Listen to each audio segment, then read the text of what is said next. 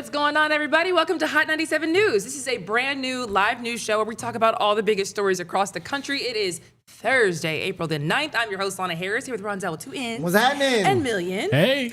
And we are almost to Friday. Friday! Let's go, man. My allergies, I'm ready to be inside forever. You know what I mean? My allergies were kicking my butt yesterday, boy. Oh, They for real? Kicking them Heck right yeah. now from how you sound. Well, my eye, yes, I'm still messed up about it, bro. I am still a little messed up about it, but it's all good, though. It's been kind of subtle for me. I just kind of realized my voice is like not really what it's supposed to be. Yeah, you've been sounding like a man lately. You know what? That's crazy. We don't That's talk like crazy. this on air. That is crazy. This is how he does me behind the scenes, y'all. That's what I gotta put up with to do the news for y'all. My bad. We talk like this to each other. Don't let her get it twisted. She just mean to me. All I ever do is say how good his jackets look, how nice his hats go with his whole fit. He'd be like, "You sound like a man today." All right. That's my dog, though. That's my dog, though. Okay, let's talk about what these people are up to. First of all, this ceasefire is a joke. It was a joke. It will be a joke. This whole thing is stupid at this point. Man, 24 hours after this went into effect, everybody realized nobody actually knows what they agreed to. I figured that. Nobody knows. And now Trump is popping off on his Truth Social account because everybody started freaking out over how well Iran made out with those 10 points they came up with, those 10-point demands we talked about. So he posted on Truth Social saying that the failing New York Times and CNN did all types of stuff. The failing New York Times and fake news CNN each reported a totally fake 10-point plan on the Iran negotiations, which was meant to discredit the people involved in the peace process. All 10 points were a made-up hoax, and he called them evil losers. Wait, so everything they said was a lie? That's What? It like no. So the scroll that you made yesterday that we looked at Yeah. with America's 10 points and Iran's 10 points, none of it matters. He claims that that's not true. Fox News also shared that now. He's claiming it's just CNN and the New York Times, but like literally, this is what everybody thought was the 10 points. Yeah. The U.S. never said what it was. And Iran has been saying what their 10-point demands was, so if they got new demands, they didn't tell anybody else. So everybody was going off the same 10 demands that they've been saying. If there was something that was happening behind the scenes, nobody knew. So he says it wasn't the current updated plan, which, they were saying all types of things. They were going to get to keep enriching the uranium, which is the stuff that becomes a nuclear weapon. They were going to want U.S. troops to get out of the Middle East completely. They were asking the U.S. to pay war damages, reparations, compensation. So all types of crazy things were in this 10-point plan that we talked about, that Fox News talked about, that CNN, literally everybody talked about it. And he's just claiming that, it was just the liberal left media. It was like, no, bro, I think that he got so much pushback that he's now saying, no, that wasn't it. Well, those demands were very specific. So, I mean, for somebody to make those demands, they were very specific. So, for you to make those up, you had to, why would anybody just make that up? Well, and this is why everybody was asking, what part of their demands here is workable? Yeah. Because none of this stuff seems like it is anywhere near where you guys want to be. And so many different experts, so many different military minds, people across America were looking at this like they're very far away from where each side wants to be. So I don't know what middle ground they're going to find. We were all trying to figure out what was going on with that. So now he's lashing out at 2 different companies, and it's like, bro, we all thought this. Nobody knows who Trump is talking to and what demands he's talking about. Exactly. Well, I thought it was just a ceasefire, hey, chill until negotiations come about. I didn't think that we was taking any point serious until talks was actually supposed to happen, because J.D. Vance is supposed to be talking to them soon about some points. I thought this ceasefire was temporary in general, though. Yes, no, for sure it was. But to even get to the ceasefire, both sides had to come to a sort of agreement on what we think we can do for you to get us both to stop fighting. So this is what I'm willing to put up. This is what I'm willing to put up. And if these concessions are okay with you and these concessions are okay with you, then we can agree to stop firing at each other and actually write this thing down. That's why Trump said, hey, it's basically a done deal. We just got to, put ink to paper at this point. That's what Trump was saying. And so that's why everybody's like, well, what part of what Iran wants are you willing to, because this looks crazy. And it looked like Iran won. And so now that's why he's saying that. So JD Vance actually tried to clear up the confusion. This is what he said. Because I've been involved in this, there are 3 different 10-point proposals at least that I've seen floating around. The first 10-point proposal was something that was submitted, and we think, frankly, was probably written by ChatGPT, that was submitted to Steve Witkoff and Jared Kushner. That immediately went in the garbage and was rejected. There was a second 10-point proposal that was much more reasonable, that was based on some back and forth between us, between the Pakistanis, and between the Iranians. That is the 10-point proposal that the president was referencing in his truth yesterday. And then, frankly, I've seen a third 10-point proposal that's even more maximalist than the first 10-point proposal that's been floating around various social media channels. Now, here's what's interesting about all this, is that I've seen various organs, the New York Times, CNN, others, pick up and run the original 10-point proposal based on little more than a random Yahoo in Iran submitting it to public access television in the country of Iran, and then them saying that somehow represents the negotiating position of the government. So that actually does make sense. And what he's basically trying to say is that would be like some random Democrat from Oklahoma putting out something to the media, and then the media taking it and saying, oh, this is the position of the president of the United States, when really it's just some Yahoo, as he says, who's just coming up with stuff. And that's all fine and great and all, but like, this is a big problem. Like, then who are you talking to? Because the whole world, even the BBC, I see you guys in the comments, even the BBC was reporting this. And it's very clear that at least some Iranian leaders are standing by the one that everybody else got their hands on, the one that we showed you, the one that all these news outlets are showing. So the speaker, the parliament speaker of Iran, ended up posting this yesterday. He said the ceasefire, and if you can't read that, I'm just basically telling you what it said. He said the ceasefire had already been violated because Israel has not stopped attacking Lebanon. Someone fired a drone at them, and they definitely said they were going to keep enriching uranium. That's part of what he says in that long message, which is, again, what can make a nuclear weapon. So that's a hard line for Trump. Trump is saying, you're not going to have any uranium. He's straight up saying, we're going to go help you dig it up. So apparently Iran has not fired at anyone since those last shots right after the ceasefire went into place, but they have restricted the strait again since Israel kept firing at Lebanon. So to me, it does seem like they are operating with the belief that the one that everybody's been sharing was what they thought they agreed to. But there might be different factions at this point because they killed so many of their leadership. Who's the random Yahoo who thinks he's in charge versus the other Yahoo you're talking to versus the IRGC who's just popping off no matter what. I mean, this is the problem. This is the problem when you go and you kill all the leadership.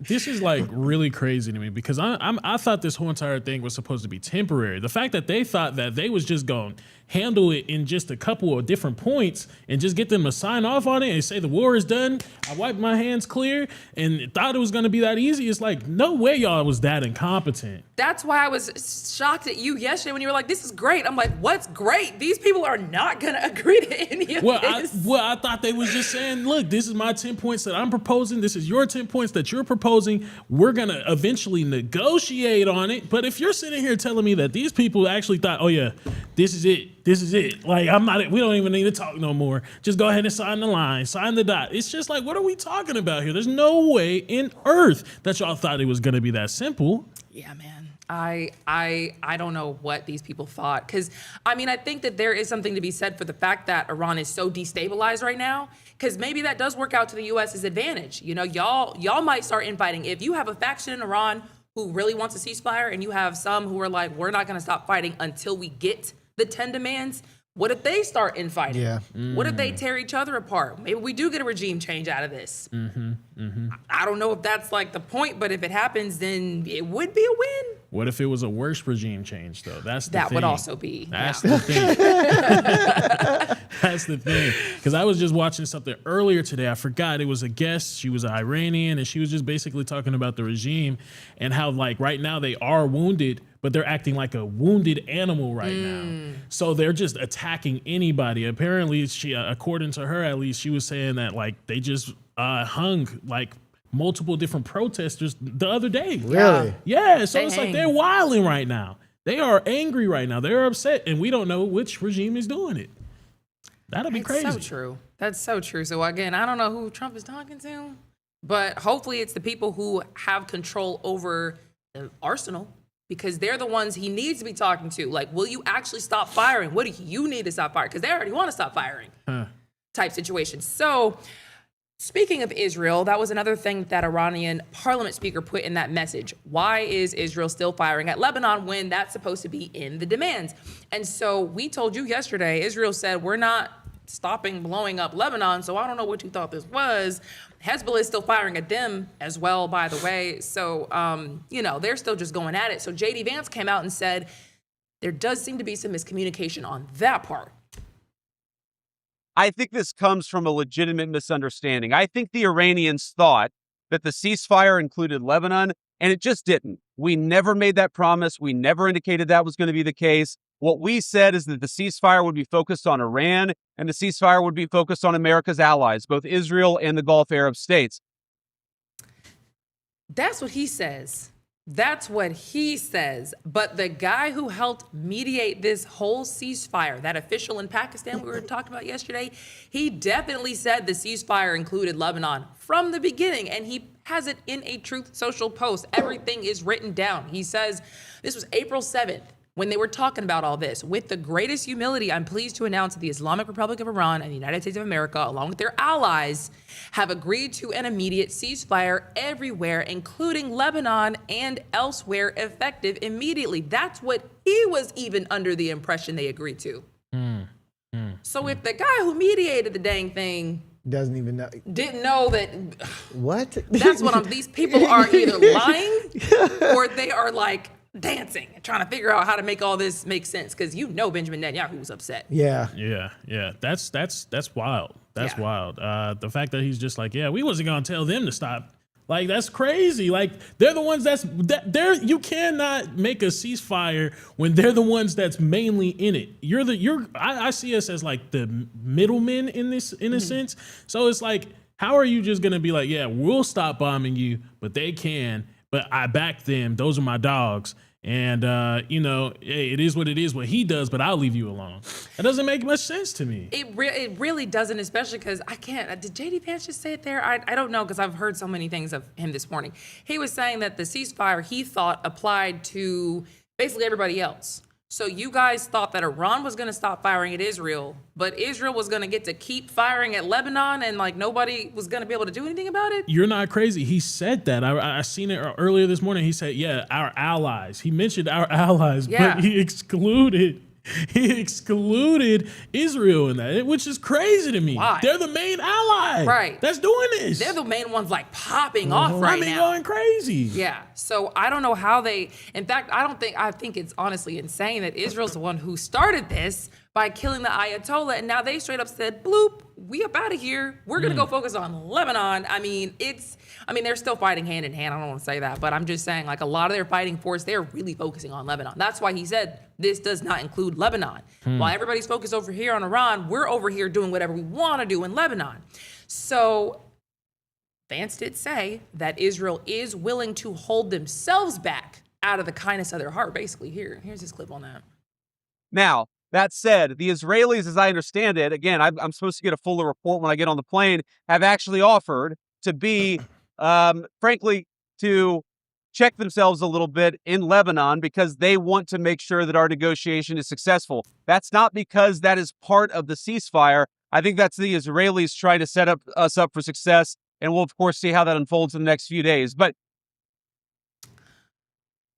if that is true, it's only because, in my opinion, Israel already did their big one.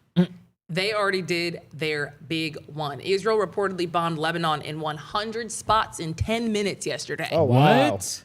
10 minutes, bro. Like now you're, oh yeah, we want everything to go well. So don't worry about us. We're going to hold ourselves back after bombing these people in 100 spots. What? So, they just had smoke plumes all over the city. I've seen just crazy different video where it was just like, imagine 100 spots. Insane. So I personally, I don't know if this was already the plan. I don't know how this happened because it's obviously, they're not going to tell us. But Netanyahu was getting flamed because his people said, where were you when they were doing this ceasefire deal? Because how did you get them to say that we were going to stop doing what we're doing out here? What is this? In fact, Their opposition leader there in Israel, one of their opposition leaders, I don't know how many they have, he said after the ceasefire went into place, there has never been such a political disaster in all of our history. Israel wasn't even at the table when decisions were made concerning the core of our national security. He said the military carried out everything that was asked of it. The public demonstrated amazing resilience, but Netanyahu failed politically, failed strategically, and didn't meet a single one of the goals that he himself set. And basically said it was going to take years to repair just all the damage that's come out of this. And 100 spots in 10 minutes. Crazy. So I don't know. Now there's going to show restraint, I guess. But we can show you what that looked like from the ground level as well. These people in Lebanon are going through it. Mind you, Israel is going after Hezbollah, that militant group. But people live here. So it's like, okay. Yeah, man. Oh, I saw somebody's a toy that was just in there. I thought you were going to It's say a leg. Leg. That's what I thought. I was about to be like, wait, when did you Right. scrub this video? Wait a minute.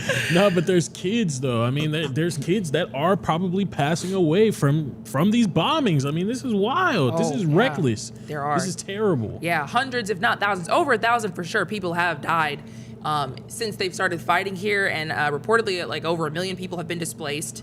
Israel seems to be trying to take a chunk of Lebanon's territory, and from what I've seen, the Israeli military has reportedly told people in 15% of Lebanon to get out, to evacuate, or basically risk dying. Wow. So if you're gonna move out 15% of the country, and then they've already said we're destroying the bridges that links the south to the rest of the country, and they're not gonna leave until they feel it's safe. What, are you going to annex it? You're going to take it? You're going to seize their land? Because people have been saying for years that it's something that Israel low-key wanted to do, and they kept saying, what are you talking about? Can't believe you would accuse us of this. So this right here is like... They're wilding, man. Them boys is wilding over there. Mom. There's nothing we can do at this point. I mean, literally, I told y'all yesterday, at this point, we just need to leave them people to themselves. We need to leave them people to themselves. Because they want to do all these big things. I mean, good luck. Because here's what I don't think I appreciated. Because you want to be patriotic. I'm on Team America because I live here and I want us, we're in it now. So I need you guys to win, honestly. But, yesterday they said that those strikes killed at least 182 people. And that was the highest single day death toll in the Israel-Hezbollah war. And even an EU representative said that this was going too far. You're basically punishing a bunch of people. This is Kaja Kallas. She is with the EU, and she said Hezbollah dragged Lebanon into the war. The militant group, meaning dragged the whole country into the war. But Israel's right to defend itself doesn't justify massive destruction like this. You killed hundreds, she says last night, making it hard to argue that this is just in self-defense. And it's not a bad point. I mean, she's pointing out how that would potentially put the ceasefire under strain. She did say still that Hezbollah, you do need to stop what you're doing, give your guns up, because this is crazy. You're dragging a whole country into this, which is insane. But at the same time, it does just feel like we are excusing this behavior. In fact, J.D. Vance was asked, I should have grabbed this quote too, but he was basically saying that Iran does not need to put this ceasefire in any kind of jeopardy because of what's happening in Lebanon. He feels like it would be stupid since the U.S. has slapped them so hard, which they have. They slapped, Navy's gone, Air Force is gone, everything's gone. They have really done their big one out there. But at the same time, if you see your ally and your ally is doing something insane like this, you just dropped 100 different bombs on a country going after targets, and I'm gonna say, well, you shouldn't let that tear this whole thing apart. Allies will be allies. What do you mean? What do you mean? What do you mean? I mean, this is a terrible thing. But in the same sense, though, isn't Hezbollah kind of doing the same thing that Israel was doing too? Hezbollah's doing it on a smaller scale because they don't have it like that. They probably would if they could. I would imagine. I guess I can't really say that for sure, but Hezbollah has been firing at Israel. So Israel feels like they're doing what they have to defend itself, but that's where even that woman was like, and I honestly agree with that. There's defending yourself, and then there's, you should know you're going to hit a lot of civilians if you hit in 100 spots in 10 minutes. But we know what Netanyahu's on. We heard him already say he's not with the morality of things That's anymore. True. So he don't care. So you're preaching to a choir at this point, because he already let us know I don't care about none of that. true. Anybody can get hit. So I don't know. I think it is messed up that Hezbollah is out there in the Lebanese area with the Lebanese people and basically dragging them into this war. Yeah. That's literally kind of what Israel is doing. And if I was Iran, I mean, man, I would have had to give them up at that point. But I see why not, because I mean, I guess they were trying to expand. At the same time, it's like, man, if y'all really want peace, y'all can't have it all. That's what I'm saying. And honestly, all of this, it just reflects to me how much this is their problem. Like, all y'all in the Middle East, y'all need to sort this out, because this is a problem. Hezbollah's a problem. Some would say what Israel is doing in response to Hezbollah is kind of problematic. A lot of civilians are dying. That's not okay. So it's like, y'all really got to figure this out.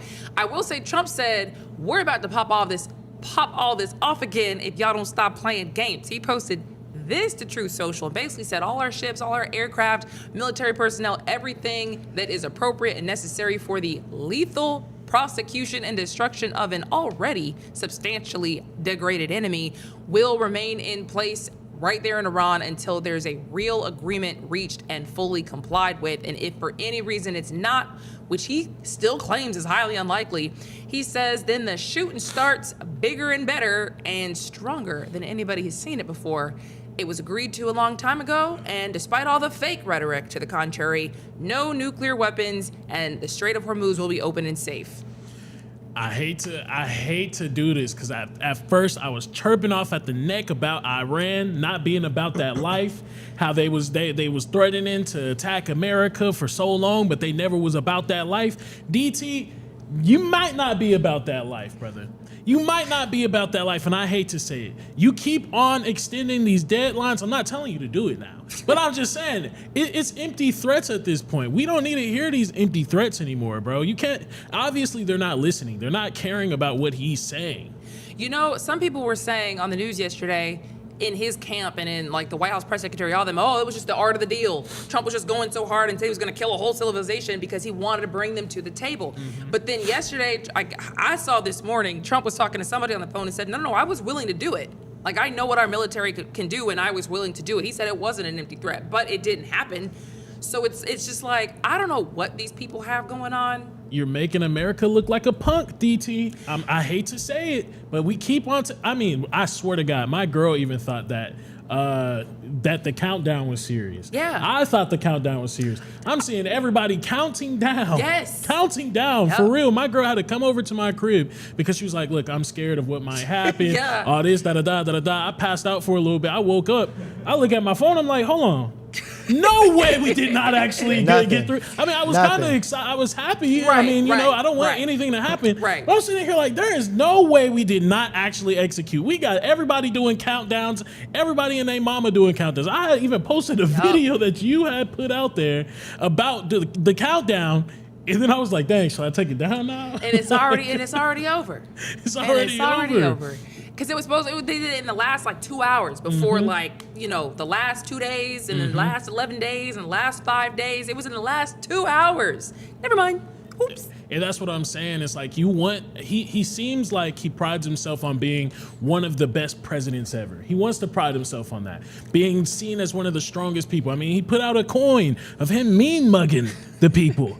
So we if you want to be known as one of the strongest presidents out there, I mean, bro, you got to at least execute some of your plans, execute some of your threats that you're putting out there, or choose diplomacy.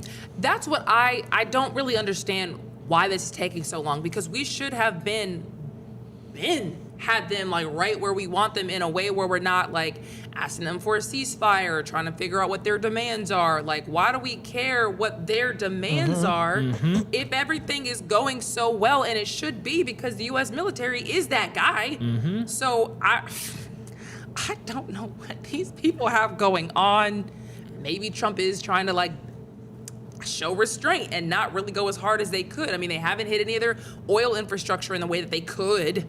You know, they haven't just laid waste to the entirety of Iran because they said they didn't want to. They still feel like they have the moral high ground, which to me, none of these people have the moral high ground. All these people are low-key very evil, if you ask me. They're in the business of killing people. That part.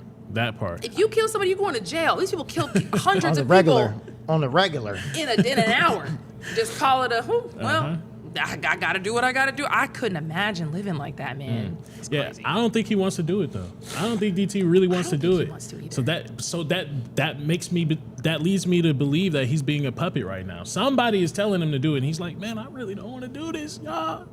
I'm threatening you again, please. I'm gonna put a countdown out this time, all right? Like, bruh, it's like they don't want to listen though. So now we have to either be heavy-handed or just go ahead and walk away. Stand up to the people that's puppeteering you." Yeah, because at this point, they're just gonna start fighting it. It seems like the ceasefire is a joke. There's never, Right. yes. Because none of y'all know what's going on. Everybody's still hitting everybody. Iran still has the strait like closed and restricted. What are we doing here? Yeah, we're in a bad position right now. I will say, y'all better hope they figure this out because automatic registration for the U.S. draft starts in December. Saw that. And we're gonna talk about that after the break.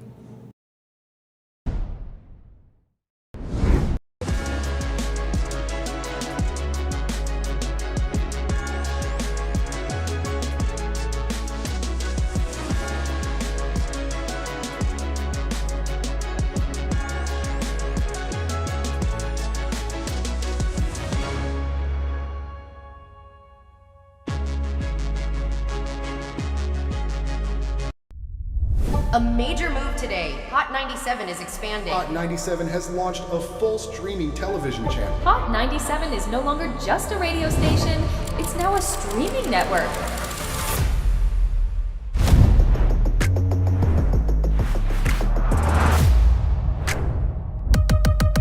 Welcome to Hot 97 News. Let's dive into the news because the news has been newsing.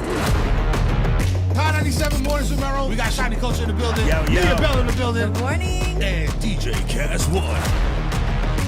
You know what it is. You know how I get down with the Funk Flex energy, baby. Let's get it, Flex. Nobody don't want no smoke. Wow, it got spicy real fast. Here for it all. We're here for it all. Let's go. Mariah Carey takeover. The people made it happen. Yeah. I'm coming around to all the classrooms and we turning up. Good morning, students. My name is Wale. Aren't you supposed to be in class? Wale, where are you supposed to be? Oh, man, you're supposed to be in class, man.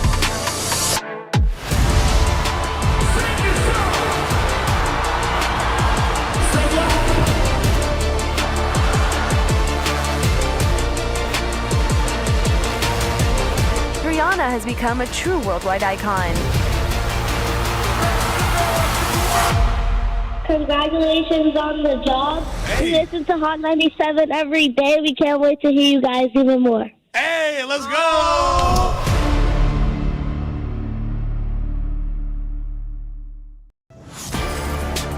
Get ready.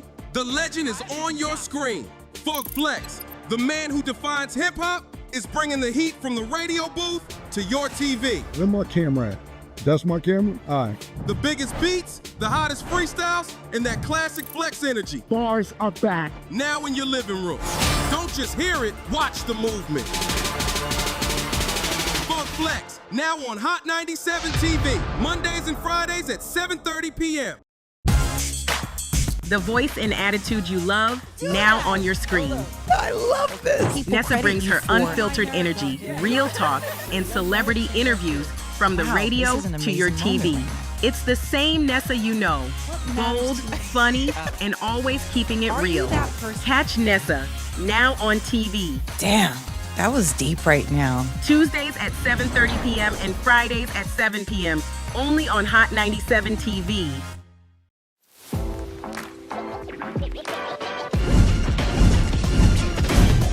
Welcome to Hot 97 News Atlanta. Here with Rondell with 2 N's. What it do? Give it up to you. And Million. Hey, the fact that this is a reality. Brand new live news show. I'm your host, Lana Harris. There is so much going on in this country and in this world. Civil unrest. Nobody's gonna trust that. Any of This sounds, like I said, it sounds good. Yeah. It does sound beneficial.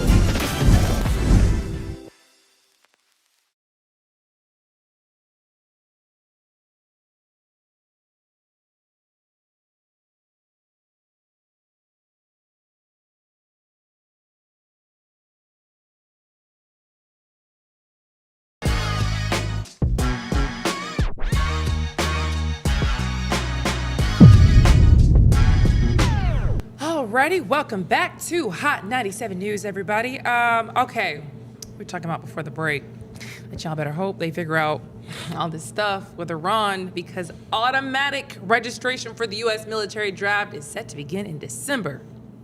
And you just missed it. Salute to y'all boys, you man. You literally just missed it, bro.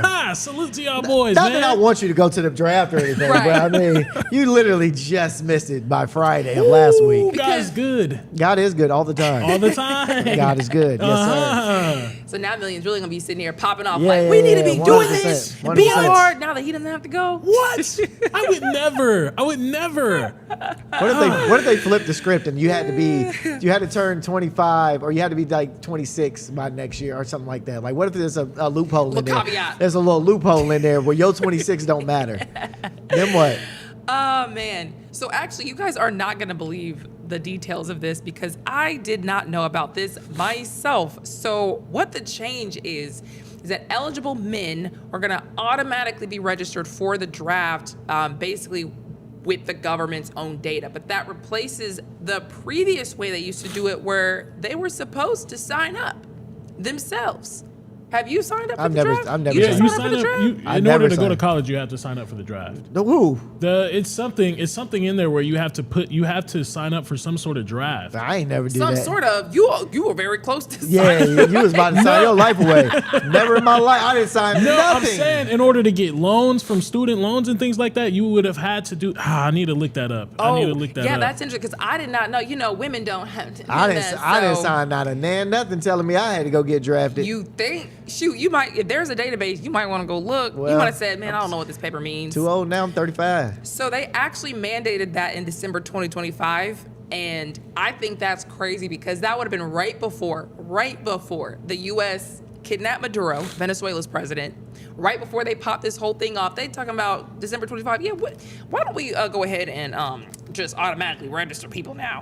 But they haven't had a draft, obviously, since the Vietnam War. And so voluntary service was put into place back in 1973. But the way that it works is that, within 30 days of somebody's 18th birthday, they're just going to be automatically required. And the men's ages 18 to 25 is who this applies to. One more time. Say it one more time, please. It is 18 to 25. Just had a birthday a couple days ago. That's why he just 26. missed it. Okay. All right. Failing to register is a crime with consequences, including not being eligible for state-funded financial aid, not being eligible for a lot of federal jobs and job training programs. You could get fined up to $250,000. Oh, God. And you could get up to 5 years in prison. 5 years? You, sir, got very lucky. No, I didn't. that you didn't sign. That's what you were supposed to do. They were never going to draft. So I'm good. So that's what I did want to say, I did look it up, my bad. But we didn't sign up for the draft, but it is the system that you have, the selective service system. In order to get like financial loans and grants and things like that to actually get into college, you would have had to sign up for that system, put your name in that database. That's the database that they use to collect your name, pull your name for the draft if they ever popped it off. Well, so you was already kind of in there. You could have got pulled. You know why I didn't get pulled? My president was black. My Lambo blue. Obama won't out here going crazy like that. You dig what I'm saying? He was wilding. You know what? He was wilding, but he won't doing this. And he was the one who put that deal in place that Trump ripped up with Iran about their nuclear program. So that's why you weren't. But you almost. My brother, under your friend, under your homie. That's your man. My homie lied, bro. The White House says that a draft is not currently a part of the plan, but it's still, on the table because they have all their options open and they must remain open. But yeah, I think they must have noticed that people weren't really signing up like they should have been. They say, what, we're just gonna go ahead and do this automatically. Which is crazy. Do y'all think that we need a draft? And like, not to say that we need a draft, but do y'all think that? All right, let me ask this question like this.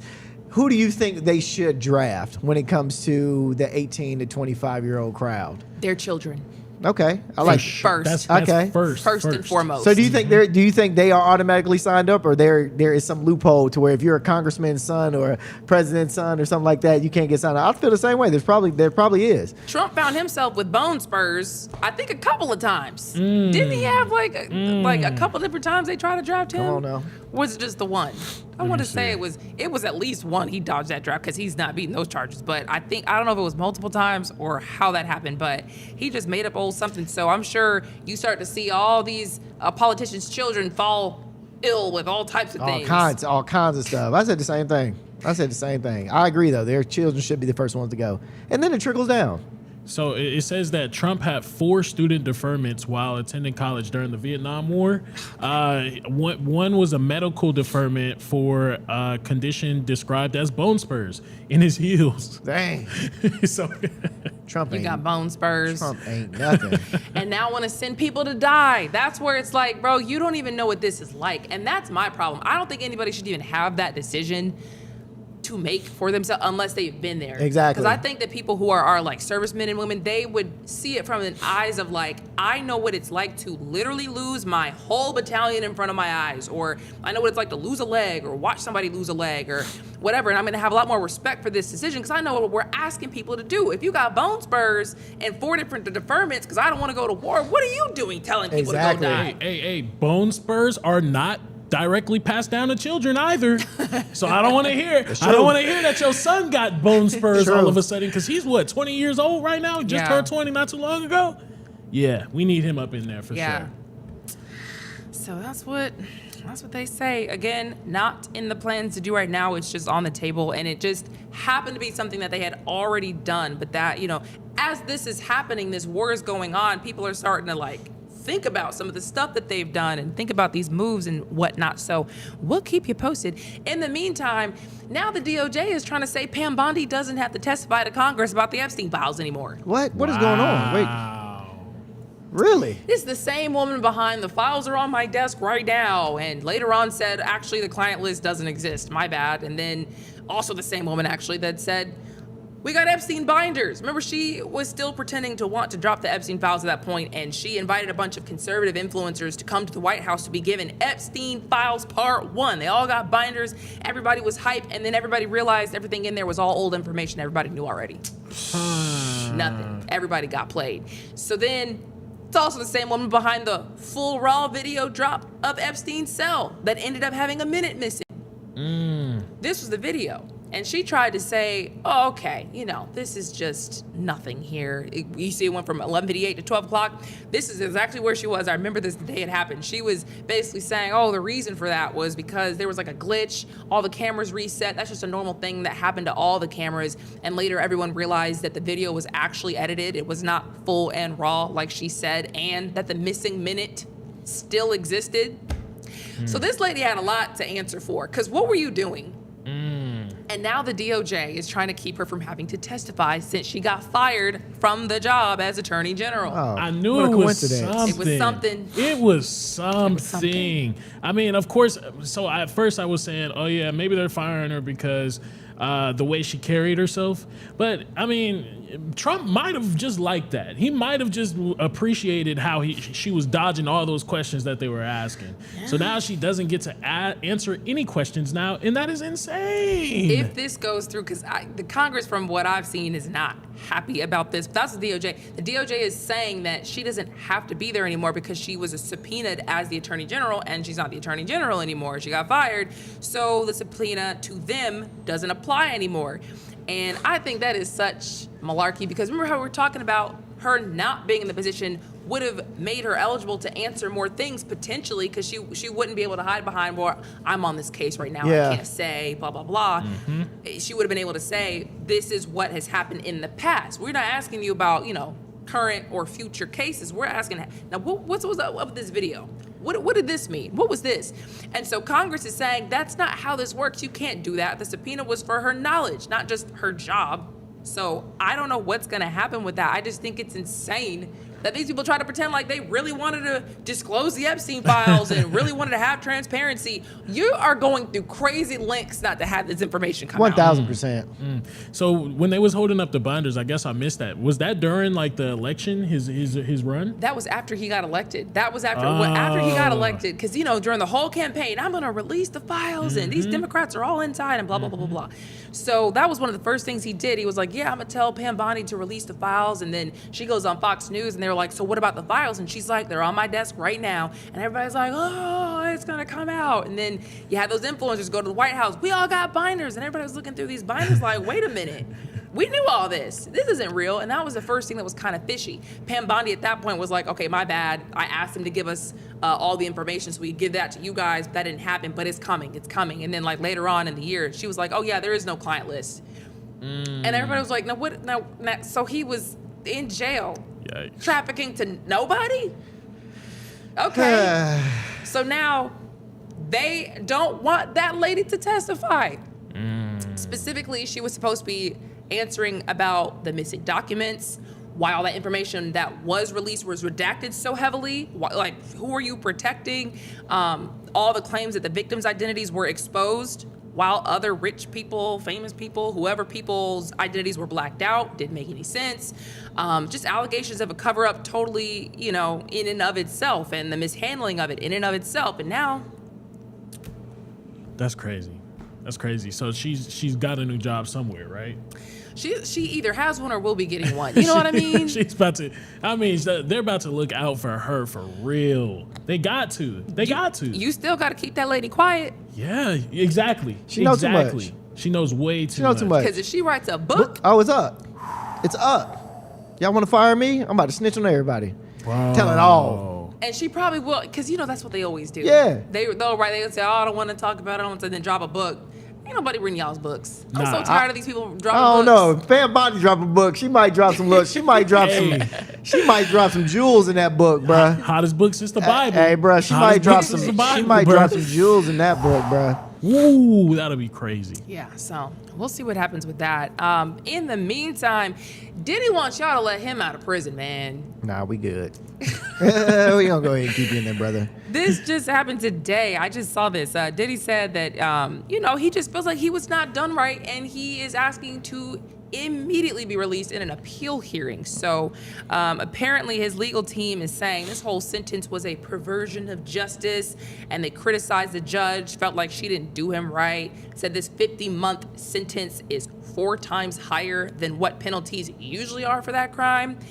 They claim that Combs was convicted for, or sentenced for, behavior that he was acquitted of, aka you looked at all the behavior I was accused of, even the stuff I was acquitted for, even the stuff they said I didn't do, and you sentenced me based off of that, when I was supposed to be sentenced based off of this stuff alone. So legal team says that he needs to immediately get released, but he's scheduled for release April 25th, 2028. Right. I'm like, yo, what, like, you already are about to be out. You got 2 more years, dog. Sit down, shut up. Facts, bro. About to get out and do the same stuff. So, like, bro, relax. Mind you, he got moved to a low security federal prison. Yeah, he probably kicking it. They probably got a tennis court and some old stuff. Federal prisons are when you're at a low security federal prison, very, very chill. I want to look it up. Yeah, low security federal prisons are chill. They're not state. State prisons are like rough. Federal prisons, when they're low security, that's where Martha Stewart went. She went to a low security federal prison. I can see that. And very chill, very laxy daisy. Nothing too crazy going on in there. You know what I mean? So, bruh, Diddy, sit down, shut up, take your little 2 years you got left and kick it, bruh. Yeah, based on the allegations, he shouldn't be having too hard of a time. I mean, brother, I don't know. Brother, you right in there with everybody you want to be with, brother. Because it's like, they should. You know what I mean? Like right in there with all your little freaking squad. They should respect you. You know what I mean? Is what I'm saying. They should respect your desires, your interests, who you are. He mad that baby oil is just a little too high priced on the commissary. That's what it is. Baby oil just too expensive in prison. We were also talking about how easy it is to pay off some of these correctional officers. Oh, yeah. He probably has it made in there. He not, bruh, Diddy is not having a bad time. I promise you that. I promise he probably is just chilling in there, bruh.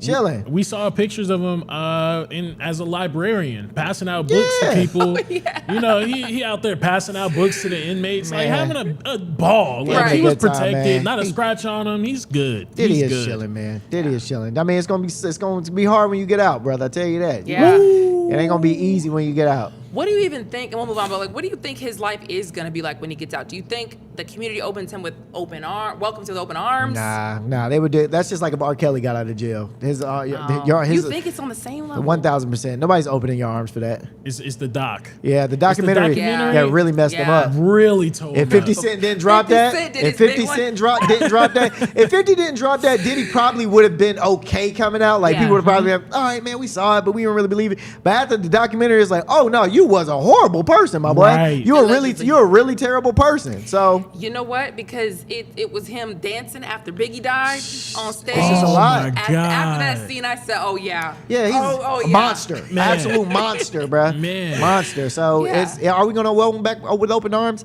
Not really. I mean, I'm not. I never really was a Diddy fan anyway. He never really made no music that I was like, oh my God.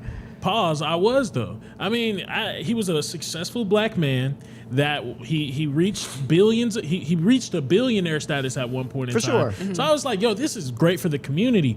Granted, I was naive. I didn't know all the allegations that was behind him. I heard conspiracy theories, but I chalked it up to, it's people hating on him because he's a black man and he's successful. Yeah. But then when you saw that doc from 50, I was like, dang. Yeah. You can't beat the allegations, bro. Yeah. You can't beat the allegations. In the meantime, Trump wants $152 million to rebuild Alcatraz. Wants to make it a state-of-the-art secure prison. You guys know about Alcatraz? Yep. Alcatraz is like a prison that's like plopped in the middle of the San Francisco Bay. That's where if you ever play Call of Duty, this is where Warzone is. So Oh. this is the Warzone map. Interesting. No way. The rebirth map is Alcatraz Island. Which is crazy because it looks like a tiny little blip. Like when you're looking at it from the bridge, I was just in San Francisco a couple months ago. And so when you're looking at it from the bridge, it looks like just a little plop, tiny little island. Like this looks big, but it's very small, but they would like to see it restored to its former glory. Mind you, this thing has been closed for decades. It is severely deteriorated. It has rust, it has water damage, the infrastructure is failing. It's kind of gross. In fact, we can show you what the inside kind of looks like.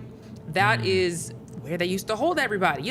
I remember seeing this actually in TV shows. Yeah. Where like some crime mob boss or something like that would go in it. They do tours in it now.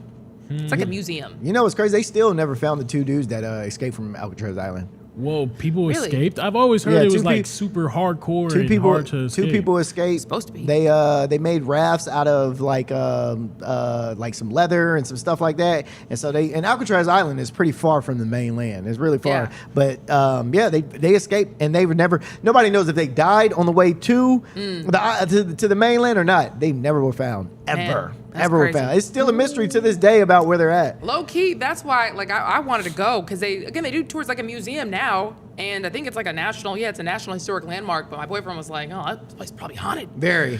So he was like, "I don't even want that energy on me." Very. But You talking about a prison on an island, bruh. Yeah. You ain't got no rules. A prison No ghost? rules. A prison ghost? The amount of things it could do to you at night is scary. Wait, what? What would it do? A prison ghost? What would Jeez, y'all said it was haunted. Yeah, but what would a prison ghost do? What you think about it?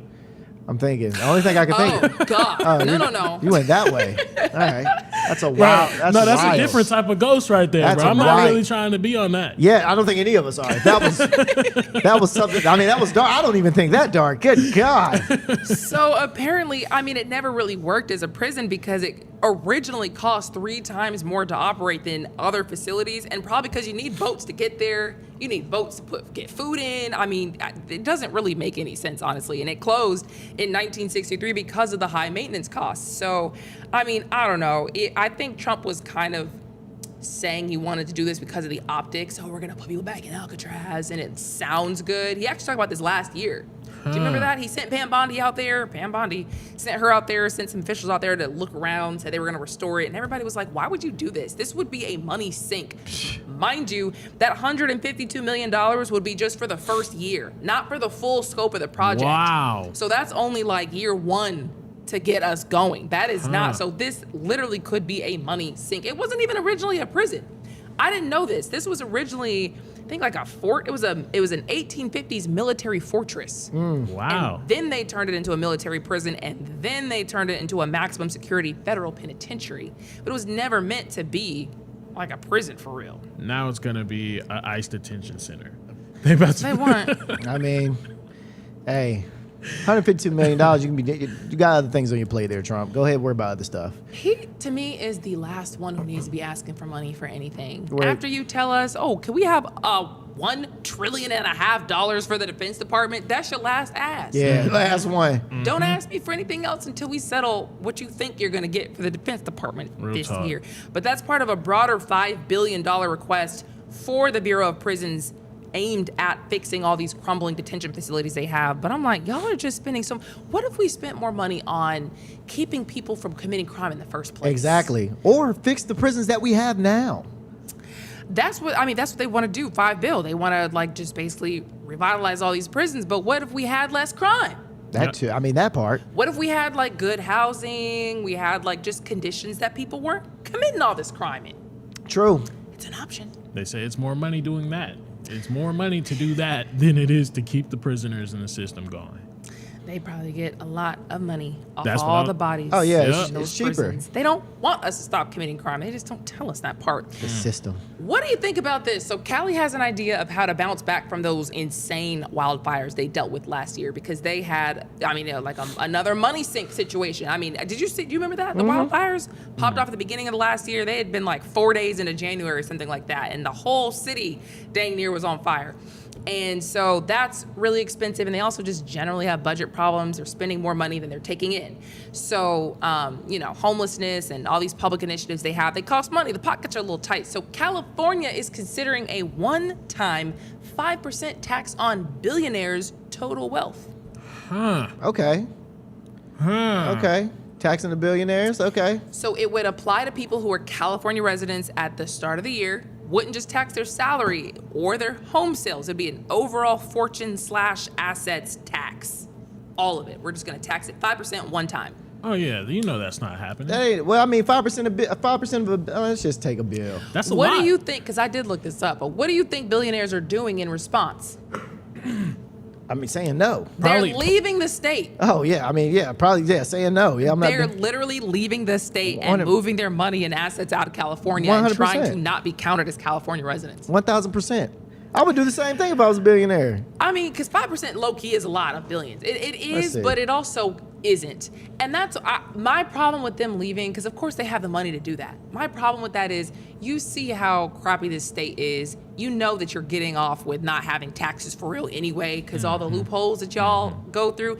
You could put maybe just 5% of your wealth into the state to make the whole thing better for everybody. Get the homelessness out.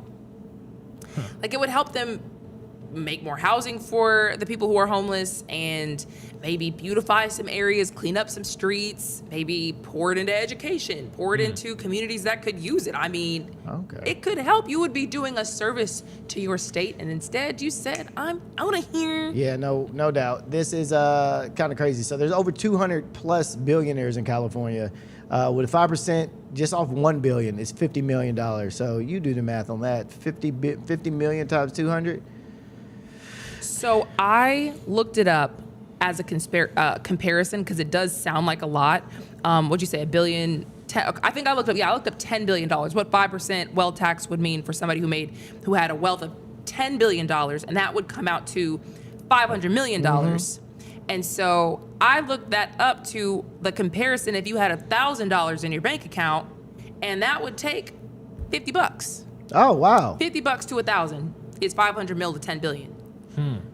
They could probably swing it. I'm just saying. No, they could swing it. Y'all could do it. Sounds like a lot because we don't operate with that kind of money and assets. And that's kind of part of the problem. They're like, well, we're going to have to move some things around because we don't have it all just like sitting here in cash. True, so like, you know, which is understandable. true.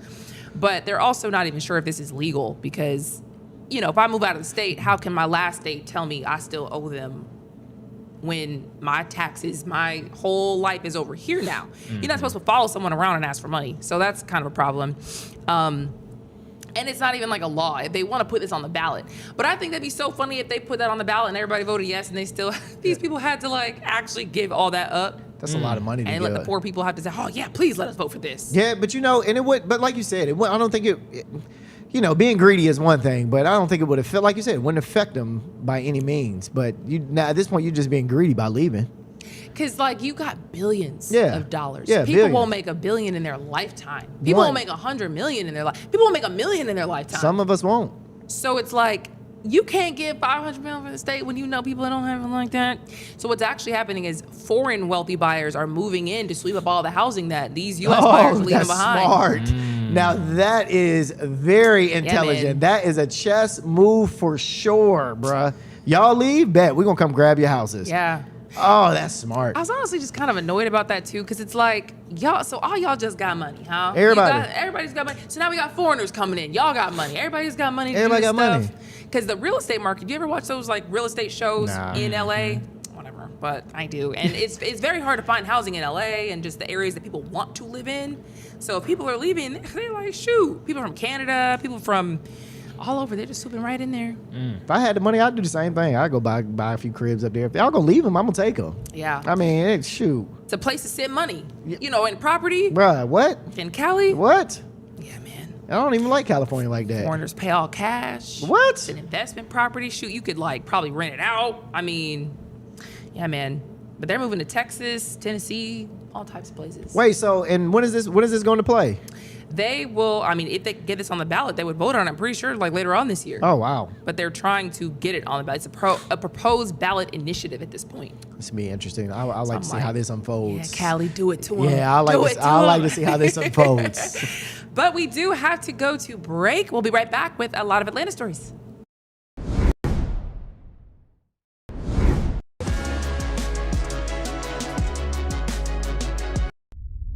A major move today. Hot 97 is expanding. Hot 97 has launched a full streaming television channel. Hot 97 is no longer just a radio station, it's now a streaming network.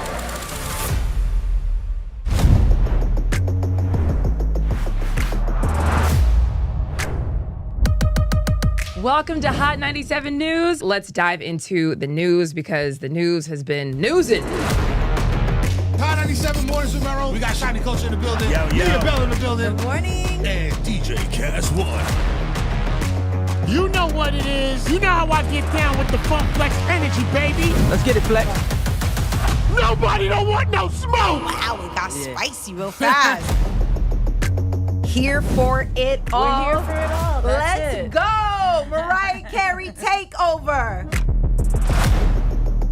The people made it happen. Yeah. I'm coming around to all the classrooms and we turning up. Good morning, students. My name is Wale. Aren't you supposed to be in class? Wale, where are you supposed to be? Oh, man, you supposed to be in class, man.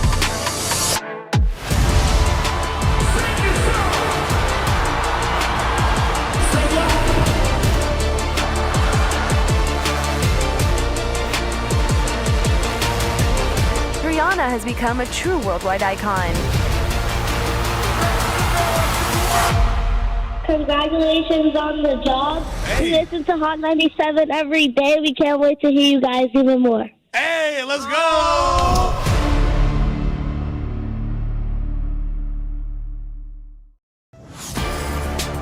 Get ready. The legend is on your screen. Funk Flex, the man who defines hip-hop, is bringing the heat from the radio booth to your TV. Where's my camera at? That's my camera? All right. The biggest beats, the hottest freestyles, and that classic Flex energy. Bars are back. Now in your living room. Don't just hear it, watch the movement. Funk Flex, now on Hot 97 TV, Mondays and Fridays at 7:30 p.m. The voice and attitude you love, now on your screen. I love this. Nessa brings her unfiltered energy, real talk, and celebrity interviews from the radio to your TV. It's the same Nessa you know. Bold, funny, and always keeping it real. Catch Nessa, now on TV. Damn, that was deep right now. Tuesdays at 7:30 p.m. and Fridays at 7 p.m. Only on Hot 97 TV.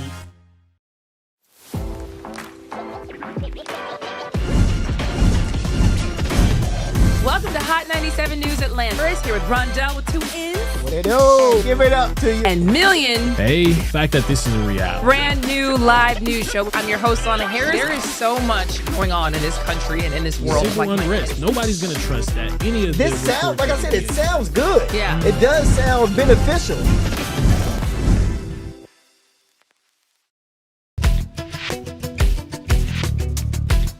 You are watching Hot 97 TV.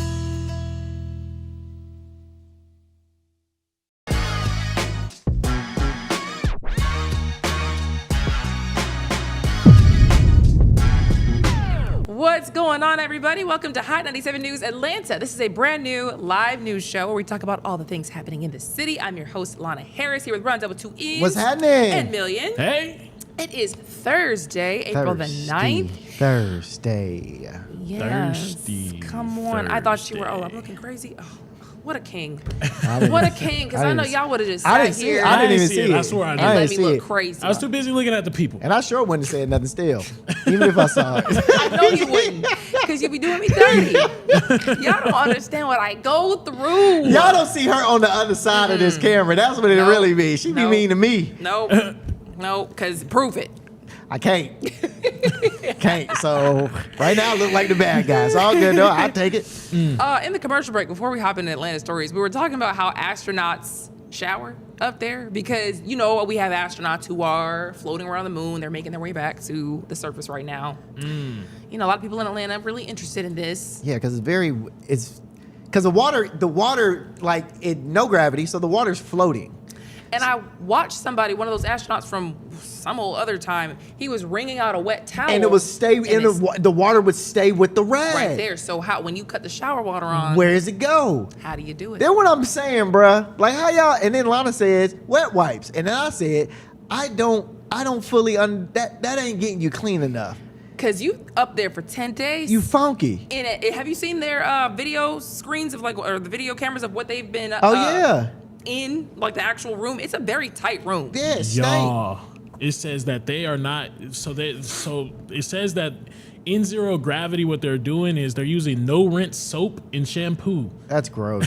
So they use water in small amounts. Water comes out of like pouches in a nozzle and floating blobs, and astronauts guide it onto their skin or hair with their hands. And then the water just stays there because it doesn't have anywhere to fall off. Oh, y'all disgusting. They use up the there. towels to like do the work, you know. So then how would you rinse it off? Yes. If you put the blob of water and the soap on your hair, it's got to go somewhere. And You know where what I'm is saying? this basin of water? You'd have to have a whole huge tank for 4 people. A lot. Oh my God, it says baby wipes. They only using baby wipes? No, not only. They're using that, but also baby wipes too. Just for 10 days. That's disgusting. Imagine if those astronauts that be up there for like months. Oh, nasty, just gosh. dead skin, just piled up on top of you, bro. It's disgusting. What you know about exfoliation? Oh, you dig? This face is clear, baby. This face is clear. Oh man, that was not even what we were supposed to talk about. Okay, diving into the news. Apparently, they say they're a little closer to finding whoever shot up Piedmont Park the other day. Yeah, so as we talked about earlier, Atlanta Crime Stoppers are giving out a $15,000 reward to anybody that can, give out information that leads to the indictment and arrest and the indictment of the Piedmont shooters in, Piedmont Park. Atlanta's police department just released pictures of the people of interest in the Piedmont 404 day shooting. Let's look at them.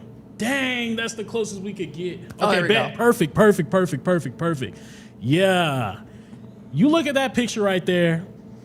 I can't tell you anything. Yeah, nothing. Yeah, I thought you were about to break something down. I was like, dude, I can't see. Bro, I see this on a daily basis on the Beltline. Every day, bro. Every day. Somebody knows who owns that red hoodie. Oh yeah, that's a where you denim messed tier. up. That's a denim tier hoodie. Oh, I'm sorry. But I see the YNs wear it all the time. Yeah, everybody wears that denim tier. I didn't know. Yeah, that denim. Oh. Yeah, that's a well-known brand. Like the ski masks on the head.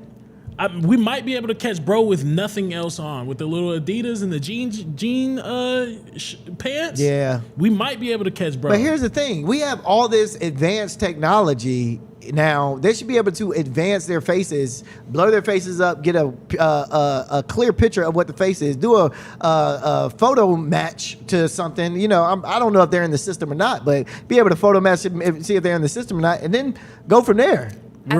Sorry. Oh, no, you're good. You're good. At the very least, you could use those flock cameras because you're watching us literally everywhere. Where did that guy go? I mean, at least the guy in the red is a bit more easy to find, I would think, than the guys in the black. Because, like, you could just follow the red hoodie right to the car. 100%. Y'all, we're black. You think they're wasting all that money on doing this for something like this? Yeah. Yes, I mean, yes, a little girl passed away, but come on now. If it was anybody else, I feel like they would have been on top of it as soon as it happened. I feel you. It is a little black girl, and they probably aren't going to take it as seriously as if it was probably a little white girl. 100%. Totally understand. But still, though, as a parent, you ain't got no choice but to take it seriously. Real talk. As far as my child, you ain't got no choice but to take it seriously. Oh, y'all not? Oh, what we doing? Every day I'm up at the police station. Yep. What y'all doing? How's it going? Y'all found anything? What's update? What do we need to know? Yep. You know what I'm saying? There is no choice but to make something shake for me. We up there every day. Do I need to go help y'all too? Do I need to? How do I get into the academy? Give me a car. Yeah. Do I need a badge? What do I need? How do I get involved? Yep. What? That narrative can't live anymore in our heads. That if it's one of us, then it don't matter. It don't matter if it doesn't matter to them. It has to matter to us. And if it matters to us enough, we should make something happen to get it solved. That's real talk. You know what's crazy? Oh, I just thought about this. So it seems like the white community, if it were a white person, the white community would probably come out in droves. Yes. Like, oh my God, this is crazy. Black people don't do that for each other. Different with police shootings. You shoot a black person as the police, black community is popping off. Yes. White community doesn't really come out like that. True. It's very, opposite. And I feel like when a white person dies at the hands of police, first thing I want to say is, where's all the protests? Yeah. It's like, well, y'all don't protest this. Black people protest this. Seems like black people don't really ride for like crime against one of our own like white people do in the same scenario. I don't think it's that. I think it's we don't want to draw more attention to it because since I posted my last video online, I kid you not, the hate comments that I was seeing, it wasn't about me. It was about the whole situation, the whole park in general. They was making us seem like we was monkeys in the comments. Yep, this is what black people do. That's what I'm saying. This is how they go. This is how far they'll take it. It's like if we go out there and protest this, it's like it's drawing even more negative attention that will come from it. I agree. Oh, I'm not talking about protesting. There's nothing to protest. I'm talking about just the accountability, like raising up, like awareness. What I mean is more so one of those like stop violence, and they try to do that. Like they'll do like a rally for stop the violence and like let's all do this, and nobody shows up. Nobody will show up. I've been to so many different shooting scenes over the years, and the accompanying rallies for just, oh my God, we can't accept this in the community. Nobody will show up. They might have like a handful of people. It's like not serious. And you know why? It's because we are programmed to this, bro. This is numbing to us. Yeah. At this point, nothing of us killing each other means anything anymore. So the only reason it was an uproar when the police were killing black people, and police have been killing black people and harming black people for years, but now it was to the forefront, like, what was it, 2020 George Floyd? That's when you had social media and you got all these big name platforms to come out and say something. So it makes it a broader scale, but we've been seeing us kill each other for years. Yeah. We just now started eye-opening, like, oh, snap, police really be out here like really messing us up like that. Like, you know what I mean? Before Rodney King, we really didn't see nothing like that. Before George Floyd, we saw a few, but we really weren't like super obvious of like, oh my God, this really be happening. But with blacks on black crime, it's an everyday occurrence. So it's almost systematically we are programmed to be like, well, another one. All right, well, let's go on about a day. Yeah. I mean, you know what I mean? To your point, I mean, it is like we look at it and we're just like, dang, that's sad.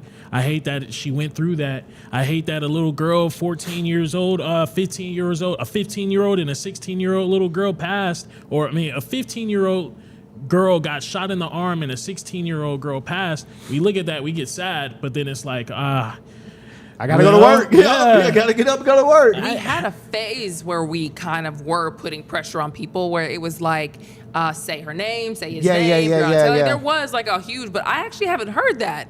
recently. I thought that was only like for the people. I thought that was like a more of a police thing in general too, though. No, I'm talking about to your point. Yes. Like when you were saying like we really don't like pay attention to that. There was a stretch, but I haven't really heard of people doing that recently. Is there surveillance video of this? Yeah, so there is surveillance video that APD released recently. It's kind of sketchy because you don't see exactly who is shooting who. According to reports, though, they are saying that there were multiple locations of where people were shooting at. They say that there's at least 4 people that they think was shooting at the park. The 404-day event actually had to end earlier but behind this, they had the 404-day event actually ended earlier around 7:45-ish. Because there was reports of shooting going on during the day. Kids was hanging around. People was still hanging around after around 9 o'clock. This is what we're seeing right now. And yeah, people got, that's what led to the shootout.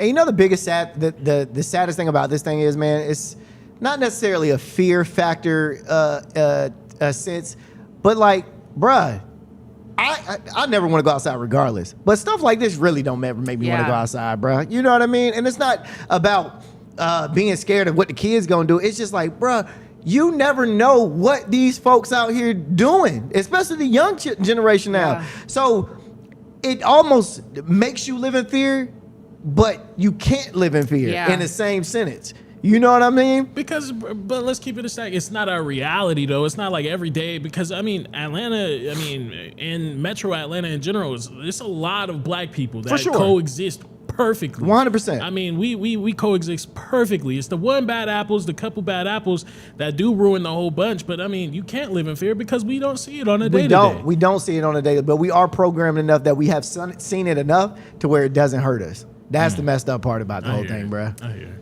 Well, to move on to something else crazy that happened, let's go to the story first instead. This was, I don't want to get too much negativity back to back. There was just one payroll mistake somebody made, and it cost this company a ton of money. Exactly. Now, God comes in many forms, and I have always asked for a blessing like this. Now, my good sister in Jonesboro, Renee Coleman, now she usually gets paid $16.50 an hour. Okay.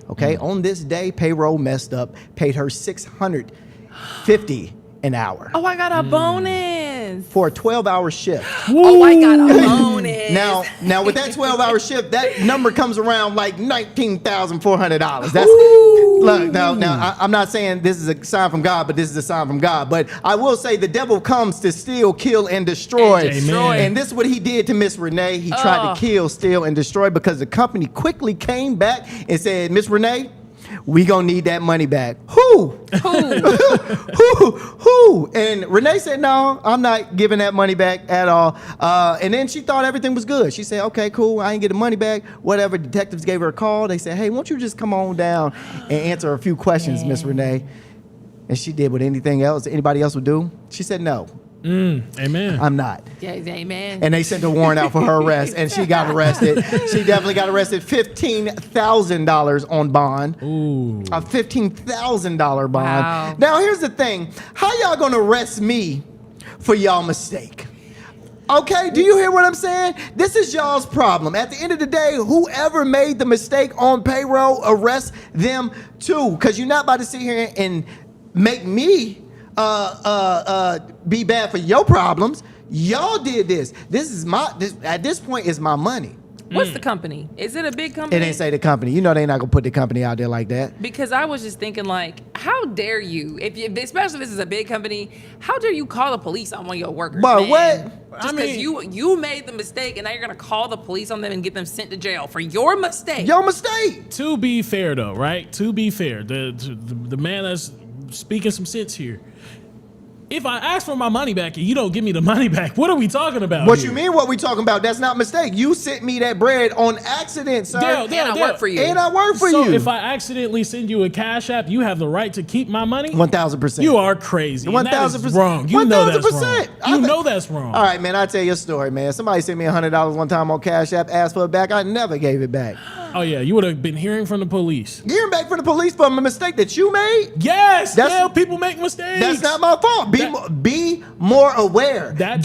Are you a professional or are you not a professional? HR, Mr. Payroll person, you're supposed to be a professional. It's not my bad. It's not my fault that you aren't professional in your role. If that's the case, you shouldn't have got this role. I think that it's That's messed how I feel. up how the law does back corporations, because like what you're supposed to do legally is give the money back. At the same time, why did they have to make that law into place? If you make a mistake and I work for you, you gonna send me to jail because you made a mistake over how much you were paying me, bro. At the same time, I would have given that person their money back. They're not sending her to jail because they made a mistake. They're sending her to jail because she refused to give it back. Because they made a mistake. But if you give it back, there would not be anything else. You might even be able to keep $20 extra. You know they're not gonna give you no extra money for a mistake that they made. Yeah, okay, so then you quit. No, you don't quit. But but still, even if you quit, they still gonna want the money back. You do have to quit. After I run away with your money, oh, bro, I do have to quit. 19 racks, I'm out of here. Hey, Renee, tied me over a little bit. Renee, you should have left the day that thing direct deposit hit your account. You should be like, oh, I'm gone. 2 weeks in, I wouldn't even give them no 2 weeks. I'm out of here that day. So yeah, I don't see why I'm getting arrested for your mistake is my only point. This is a blessing. Obviously God put this money in my bank account for a reason. He want me to have it. You get what I'm saying? I hear it. You know what I mean? He want me to have this $19,000. For some reason, I don't know what that reason is. Let me leave and go find out. I need to go spend it. I need to go to the Maldives. I need to go see why. Go to Greece. I need to go see why this $19,000 is in my account. So, yeah, bro. Nah, the mistake was her not giving it back. That's the latest mistake. No, legally, that is the problem. I'm just saying, like, legally, why did whoever put that law on the books was probably like some corporation lobbyist with, hey, make sure if we ever make a mistake and send one of these workers some extra money, make sure that we can send them to jail. I have people that's accidentally sent like $2,000, or they may have accidentally put in an extra zero or something like that in Cash App to somebody. Then you just gonna keep it? You gonna keep the $2,000 if it was supposed to be $200? I would give You're it crazy. back. You're crazy. Because I'm a good person. But it's different from like if a person, I'm not trying to scam another person. If a person sends me some money and be like, oh my God, please send me that back. I don't know you. I need this. It's going somewhere else. I put the wrong number in. I would absolutely send it back. If it's a corporation, that's a whole other story. If it's a small business, I would feel bad because small businesses, they already struggling. They're already just trying to do the best they can. But if it's a corporation, baby, you just out. That's just like that's tight. Look, get it together. Get it together. Listen, that's just like when you hear these stories of these banks accidentally sending these people like millions of dollars in their account. Like, have you ever heard these stories of like people getting direct deposited $1 million, and then you looking at your account, and then you like, oh, y'all want me to get this back? Banks calling asking. Bruh, no, y'all have to be more careful. Because they'll always say, oh, you didn't know this wasn't your money. Shoot, it's in my account. However it happened, that's y'all's fault. The fact that they put the law on the books that you have to give it back or you're going to jail is crazy. Because they'll come get their money from you every which way they can. But now when I ask for a little time off, y'all got me jumping through hoops every which way. But now y'all want y'all money back. I should arrest y'all. You remember when I wanted that little time off to take my daughter to Chuck E. Cheese? Now y'all ain't want to give it to me? Nah, this is reparations right here. 19 racks is reparations, bruh. Oh, man. Okay, so in other news, there was a woman in Douglas County. She's actually now facing child cruelty charges after 6 siblings were left home alone for hours. Now, here's my whole thing. This lady's name is Sherry Magby, and here's my thing about this case. The kids were aged between 1 to 10. I have been in homes where, I used to live in the hood, so I mean, I've been in homes where 10-year-old done hung out at the house and took care of the kids, and you know what I mean? Yeah. It's not unusual to do this. So when I first read this story, I was like, okay, this is not really unusual. The unusual part and the really sad part is the way the condition of the house. Okay, so the house was left in shambles. I mean, the terribly terrible, like they were eating roaches and ants. Eating? These kids were eating. They ain't had no food in the house. They were eating roaches and ants. That's what one of the police officers said when he got in. He said the siblings were in disarray.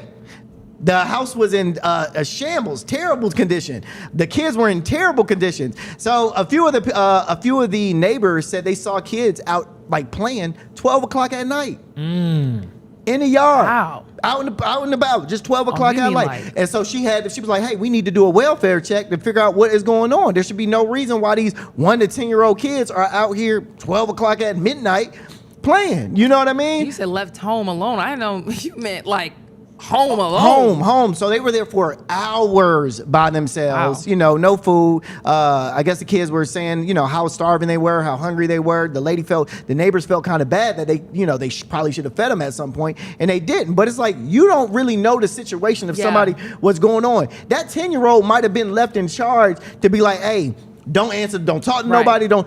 But in this situation, I'm thinking like, bro, this 10-year-old probably really didn't even know what was going on, where his mama was at, none of that. You know what I mean? And it's sad, bro, because these low-income people, this happens more than we think. Like they leave their children at the house for hours. Man, I had this homegirl. She's not my homegirl no more after I found out what she was doing. She had like an 11, 12-year-old daughter. Her daughter would be at home with her like 2-year-old baby for days. Oh. Days, and I would never say her name, but I would be like, "Yo, where you at?" She'd be like, "Oh, I'm in such and such." I'm like, "Yo, wait, is your kids with your baby?" No, they at the house. I'm like, "Bro, ain't she 12?" Yeah. She's like, "Oh no, she can handle it. All she got to do is this." I'm like, "Yo, you're wild. Yeah, you're wilding for that." So it's more common. She just got caught, and now she in jail. But yeah, she just got caught. Look, 2-year-olds especially, boy, 2-year-olds, and they probably would have been going through the same thing since they're all the way down to 1. They accidentally always try to kill themselves. Always trying to choke on something, stick something in like a socket, doing something they're not supposed to be doing. To have a 10-year-old in charge is crazy. It's crazy. Wow. But you know, it's not nothing new, man. I mean, shoot, this when I read this case, I was like, okay, well, I see it. I see this all the time, bro. But that's another layer. Everybody shouldn't have kids, bro. Everybody should not have children. If you can't have children, especially 1 through 10, that's 6 kids, and you can't be there and take care of your kids and don't know what to do, bro, you should not have kids. Get them kids up, man. But then, you know, sometimes you could have the right baby, but the wrong daycare. True. Oh yeah, that's me. Because I was like, that was a good transition. I was trying to slide it up on you. I like what you just did there. But but what does the right baby mean? So the right baby means you at the right place. I mean, you got the right kid, but the wrong place. Okay. So this happened around like 7 o'clock, 7 a.m. A dude pulls up, drops off his 1-year-old child at daycare. It's the wrong daycare. Oh. Wrong daycare. So look, the baby get into the daycare. The daycare people like, who baby is this? Who baby is this? You know what I mean? So they don't know what to do. So they call the police and let the police know, like, hey, we got like an abandoned child alert. They put out an abandoned child alert, like we got this random baby. And like, yeah, so investigators came, they got the baby to the right people. The baby was never hurt. This is all, it wasn't anything intentional. It was literally this person dropping off the baby at the wrong place. Now I want to ask you, Mill, you worked at a daycare. Mm-hmm. Has this ever happened to you? No. Nobody's ever dropped off a random kid? No, that is craziness. Okay. Bro. That's neglect almost, it seems. Is it neglect? Yes. How do you not know that? Or is it just a mistake? Was it so? Who was the person dropping off the baby? The baby's father. I'm going to say it was a dude, so I want to say the baby's father. They didn't give a name, so it just says a man, a dude. So the baby, unless it was a daycare, unless it was one of those instances where it was like a daycare that had multiple different locations. Oh, true. And he dropped it off at the wrong location. True. I guess I could see that, like especially if it was like his first time dropping the child off. I could see that. I could see that. But again, if it's like you just dropped the baby off at any random location, it's just like crazy. But I think if it was like a 4-year-old who walked in, that'd be one thing. Who took the baby? Well, he probably walked in himself. That's a good question. Who took the baby? Somebody. Well, here, when you drop off babies at daycare, because there's a daycare right by my house, so I do see drop-offs sometimes in the morning. There are people outside grabbing the kid. So someone though should know. So here's the funny part. Somebody probably grabbed that baby. I mean, he probably immediately closed the door. Get the baby out. All right, I'm out. And just drove off without the people being like, hey, sir, this is. But at the same time, he don't go here. Wait, how old was the baby? Baby was 1. Baby is 1. They're in a carrier, probably. A carrier. Yeah. So someone probably had got to it covered. take the baby. Yeah. Somebody grabbed that baby, took it inside, unveiled it. Wrong baby. Okay, we got something on our hands. But that's what I'm saying. We like, got something you would on our think hands. that they would realize, okay, clearly one of us took the kid from someone we saw this morning. It wasn't an abandoned baby case. Well, no, it's not. No, I never said it was abandoned baby You know what I'm case. saying? Like, they thought it was. Oh yeah, they put out. Well, they had to put out an abandoned child alert. They got to put that. If you call the police, you got to let them know like, hey, somebody just dropped this baby off. So here's my thing. If I'm the mom of this baby, because this baby seems like it's in good hands in a sense, like it seems like got a good family. You know what I mean? Yeah. It's just wrong place, wrong time. If I'm that mom, whoever dropped my baby off, boy, oh, you finna get it, dog. You got my baby at the wrong daycare. What in the world? Where my baby? Boy, I told you, drop him off. Boy, I just needed what? to do one thing today. And you know they got a phone call. Hey, Jared, wait, did you drop off the baby? Yeah, I dropped him off at daycare. What you got going? What daycare did you drop him off at? Oh, you know the one right there around the corner. Right there around the corner. That's the wrong day. Go get my baby. Boy, what? Be sick. And that's crazy because certain babies have different food that they can eat too. Yeah, exactly. So if you're dropping this baby off and they didn't have certain the food that the baby is usually eating, if they're 1 year old, I think they eat like they can eat like Gerber or stuff like that. But like still, like you never know, and you just drop that baby off. Allergy information. Allergies. You know nothing about that baby. Everything. And there was so irresponsible. There was no charges or anything dropped. I mean, there was nothing was pressed. No charges were pressed. Dang. Situation got handled really quick. So you could they got it back to the. You know what I mean? So you could just drop your baby off and get a little free day of childcare. Hey, look. What I heard. Hey, look. Because hey, in a tight spot, hey, it doesn't seem like they'll check. Hey, you crying a little too much today. Hold on now. You crying a little too much. Let me just drop you off. Hey, bro, you gonna have an influx of people around Atlanta just dropping their baby off at random daycares. Boy, what? All right, I'll just test it. Excuse me, sir. No, y'all got it for a little bit. Just drive off. But yeah, there was nothing. It's a good story. It could have ended real bad to where it's like that dude left. Never came back. Just dropped the baby off. They didn't know who baby it was, but they got it back to the right owners of the child. I mean, the child's owners. I want to say the parents were probably just tired. They were probably just tired. You never know, man. What if it was their first kid, 1 year old? They be staying up late, crying, so he probably ain't getting no sleep. So he just was like, let me take this baby somewhere. But just dropped them off. Yeah. Dropped them off. I dropped my sister off at the wrong school one time. So you're equally you are these people. Dropped my sister off at the wrong school. She went to this middle school, and the middle school, I mean, it was close to each other. It was this middle school, and I went to this middle school. Yeah, just dropped her off. But she called me and told me, hey, turn around, come pick me back up. She got out the car? She didn't realize that wasn't her school? No. I got so many questions. Yeah. We are going to break. We will be right back after this.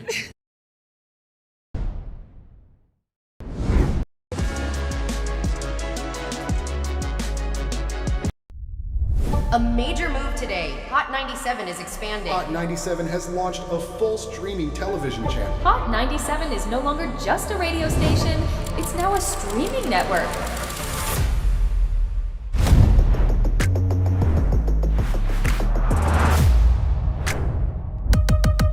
Welcome to Hot 97 News. Let's dive into the news because the news has been newsing.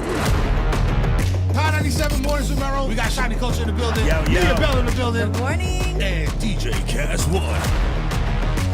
You know what it is. You know how I get down with the Funk Flex energy, baby. Let's get it, Flex. Nobody don't want no smoke. Wow, it got spicy real fast. Here for it all. We're here for it all. Let's go. Mariah Carey takeover.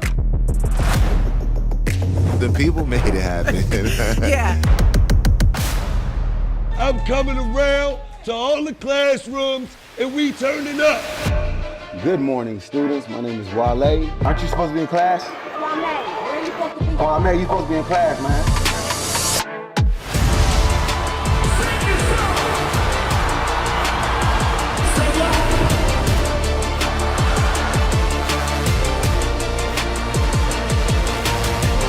Rihanna has become a true worldwide icon. Congratulations on the job. We listen to Hot 97 every day. We can't wait to hear you guys even more. Hey, let's go.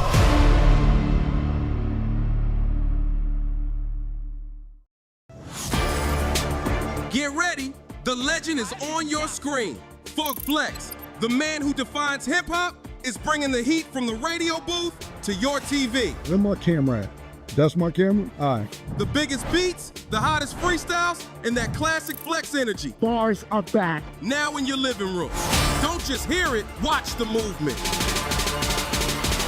Funk Flex, now on Hot 97 TV, Mondays and Fridays at 7:30 p.m. The voice and attitude you love, now on your screen. I love this. Nessa brings her unfiltered energy, real talk, and celebrity interviews from the radio to your TV. It's the same Nessa you know. Bold, funny, and always keeping it real. Catch Nessa, now on TV. Damn, that was deep right now. Tuesdays at 7:30 p.m. and Fridays at 7 p.m. only on Hot 97 TV.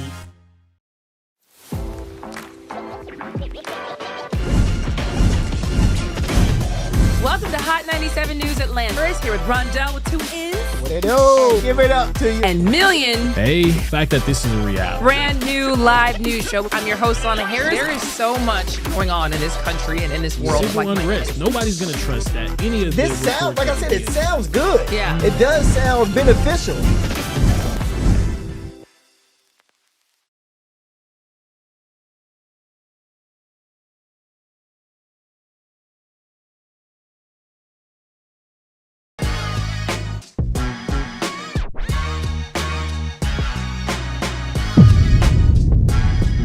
Alrighty, welcome back everybody to Hot 97 News Atlanta. You know, you would think that your car would be safe in a church parking lot, but apparently these thieves don't care. Yeah, it's getting a little scary out here, but they are doing what everybody is thinking about doing. Okay, the thieves. I'm trying to tell you what I'm about to tell you is what I thought about doing this. Okay, I thought about doing this. So this lady named Shanika Beeman, she says thieves have been repeatedly siphoning her gas.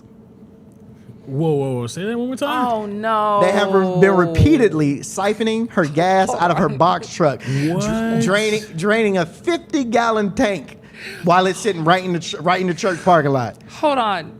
Does she work there? No, she don't. She just parked it at the church. And every time they target her car and siphon it out? Siphon the gas. You got to find another church. You got to find another church.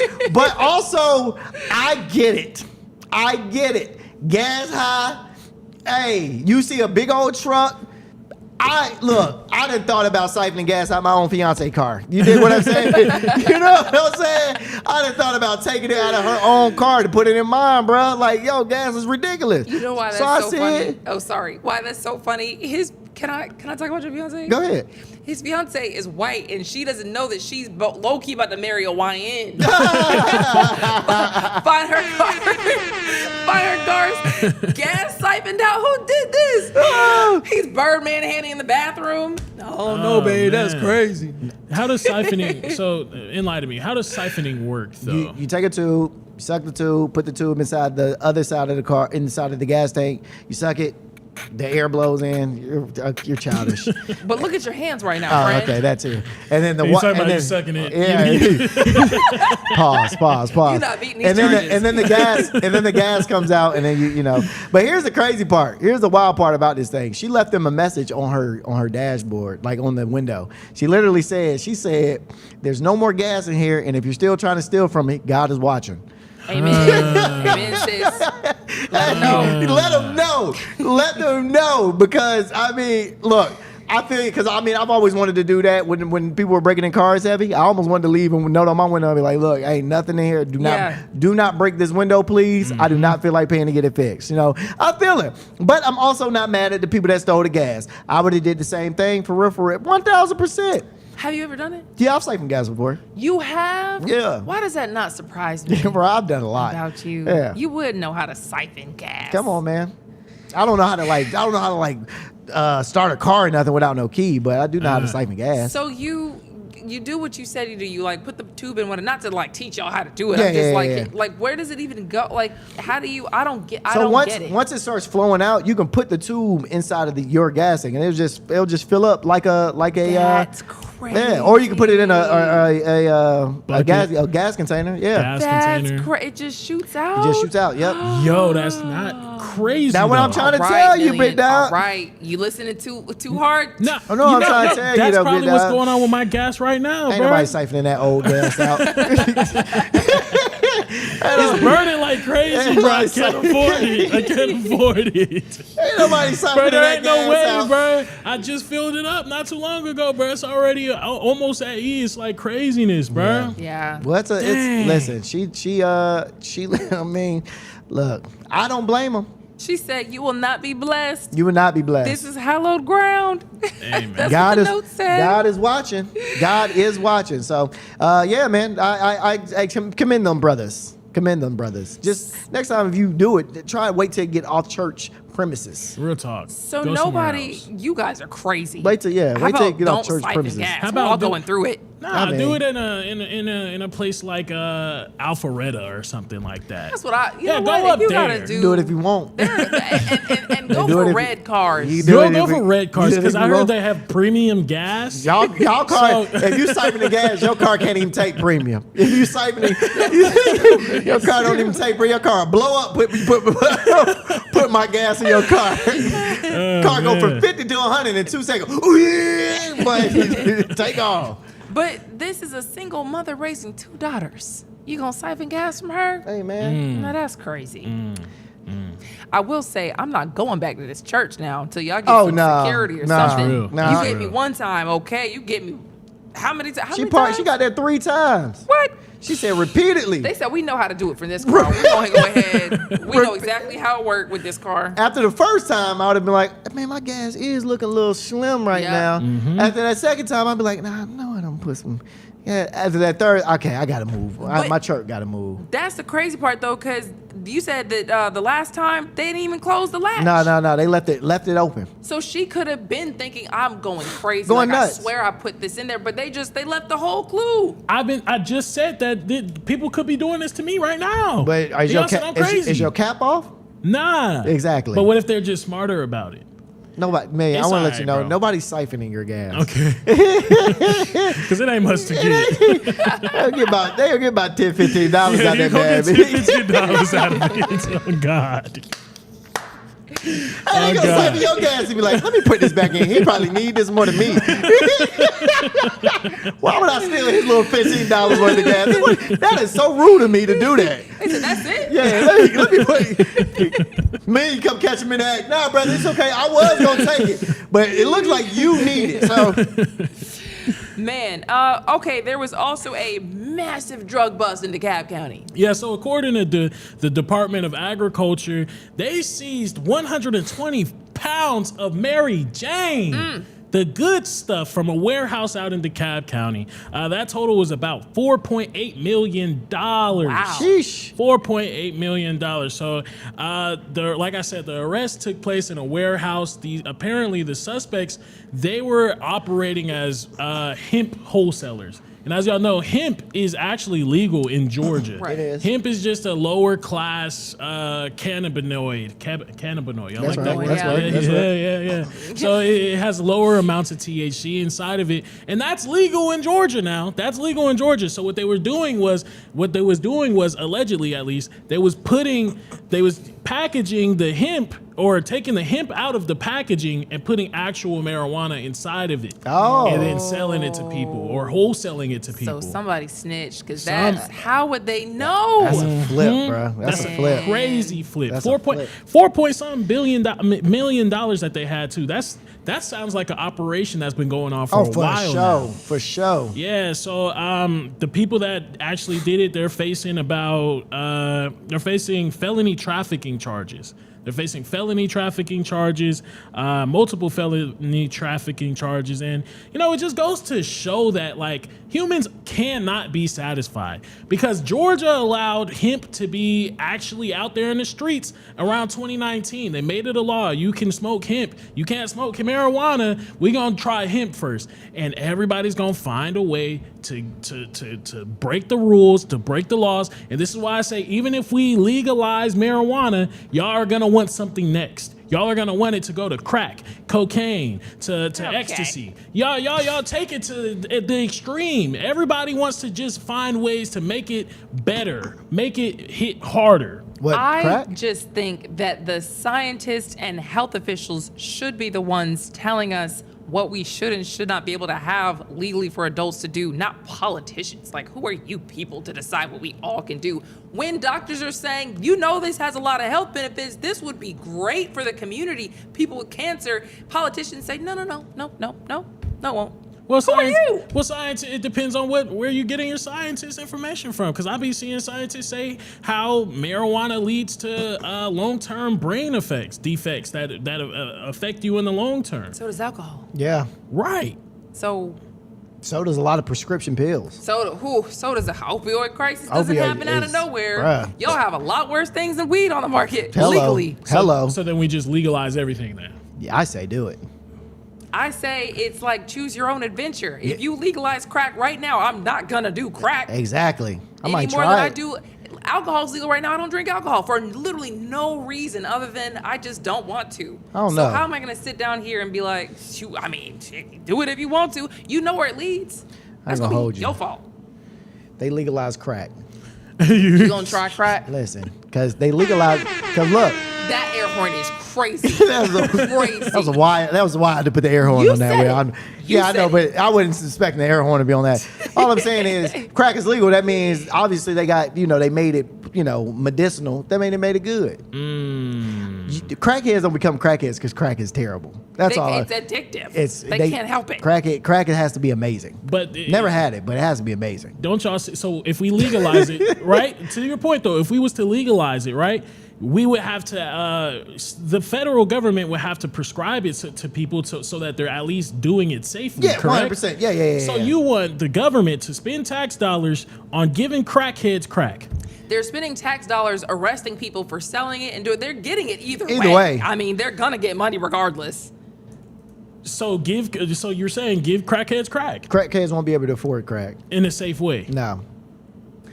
I don't know what we're talking about here, but I will say that opioids for sure lead people down the road of heroin and all this kind of stuff. Like it's just a gateway drug. Opioids are a gateway drug. If you get a prescription drug over the counter, bruh, gateway. Have y'all broken any bones before? No. Bruh, I broke both of my feet, have taken Vicodin, all kinds of opioids to subside on the pain. And bruh, when I tell you, after the pain went away, I told my mom, take these away from me because these are way too good. You know what's interesting? They make you feel amazing. I got in a car accident and I was prescribed all types of pain meds and stuff like that. I think I was taking Percocet and a couple other things. And there was one day I forgot it and I went to work. And I didn't know I was young at the time. I was not even 21 yet. So this was a long time ago. But this guy that I worked with was like, look, I was in the military. I got this injury. I have, I think, oxycodone or something like that. And he was like, if you want one for the pain, I'll give it to you. And I was like, okay. I didn't know what it was. He just said it was a pain pill. I had no clue. So I took it and I felt invincible. I could have ran a marathon. Bruh. And so when that wore off, I forgot. I was like, oh my God, I don't even need my medicine anymore. I'm healed. This is great. When that wore off, I was in so much pain. I said, oh my God, that masked that much pain. That's crazy. Never wanted it again. I'm like, this is insane. It's good. That's it's crazy. It's weird because it's good. And it's not in a negative, oh my God, I want to do it more. It's just bruh, this really does help. Really? But if you have the personality that leans toward this is really good, the addictive personality, my God, you'd be screwed. Yeah, because it scared me how good. You know what I mean? Wow. I don't want this. You shouldn't have this. No. And it was legal. And it was legal. That's what I'm saying. Imagine you take somebody like that off that prescription, they're going to go find heroin. So they're setting you up anyways. Facts.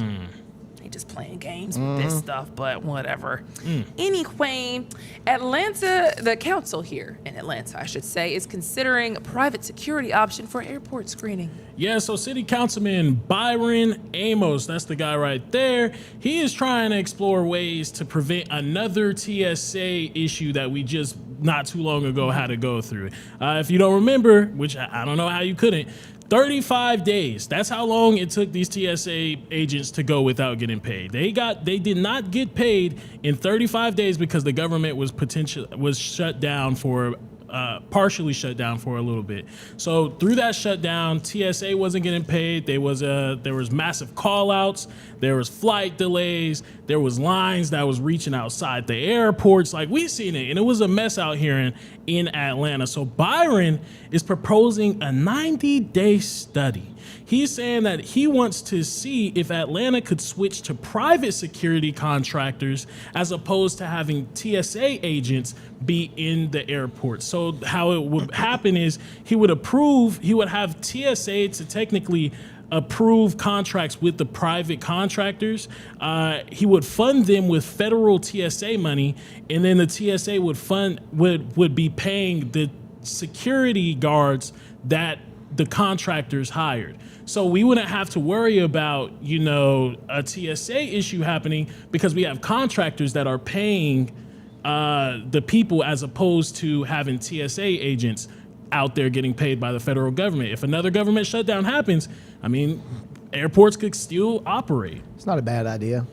I would like to see the cons of what that would look like, but I don't know what the cons are. I'm trying to think of what could possibly go wrong or why that wouldn't work. But well, that's kind of like part of what they are floating to do right now. Anyway, isn't Trump trying to float like privatizing TSA? That I haven't looked into, but I have seen that other places have done it before. I didn't actually get exactly how many other airports have tried this before, but some of the cons that I've seen, at least from it, is like it's private contractors, so you don't necessarily know if they're training the people correctly. Now, they're saying that they're going to have TSA agents to train these people, but it's like, what training do we know? How do we know that they're getting trained correctly? That's because true. a lot of these government contractors do be doing some fishy stuff without the government's knowledge of it almost. Because it's like you can get all this money from the government and then hire the cheapest people that you can find to do this stuff and then get to pocket the rest of the government's money and then call it a service. And you get to peek through people's luggage. You get to pat people down. Yeah, they'll have to do it like an extensive background check when they do if this was to go. Yep. Yeah. But you think these contractors gonna do it in Atlanta at that? What, background check? Background checks on the people. You're gonna have to get a background check if you want the job, but you ain't gonna get the job if your background check come up like, bad. Yeah, but I don't think, to that point, I don't think hiring straight Atlanta people is the right decision. We do it for TSA though.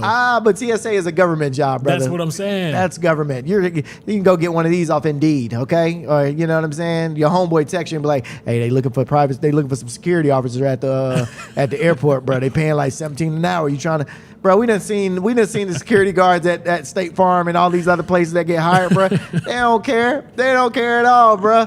I would hate to walk in the line and it's just two YNs telling me I need to come put my bag. Hey, twin, put your bag on the screening thing, Britt, dog. Go through the metal detector. Wind them down, Holmes. See what this here talking about. What?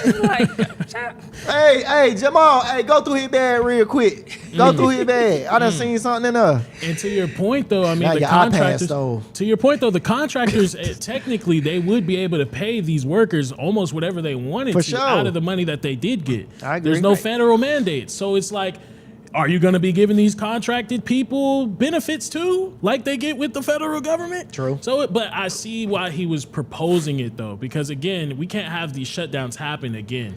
And I think they could. Who's to say? You see our president right now. I would rather them tie their own paychecks to the shutdowns as well to keep them from doing that than trying to privatize TSA. Because TSA, it is a well-oiled machine. For what it is a well-oiled machine. If you start changing things, when we're talking about trying to make a flight, you get to peek into all of my stuff. You get to pat me down potentially. You get to test all, everything that I have going on.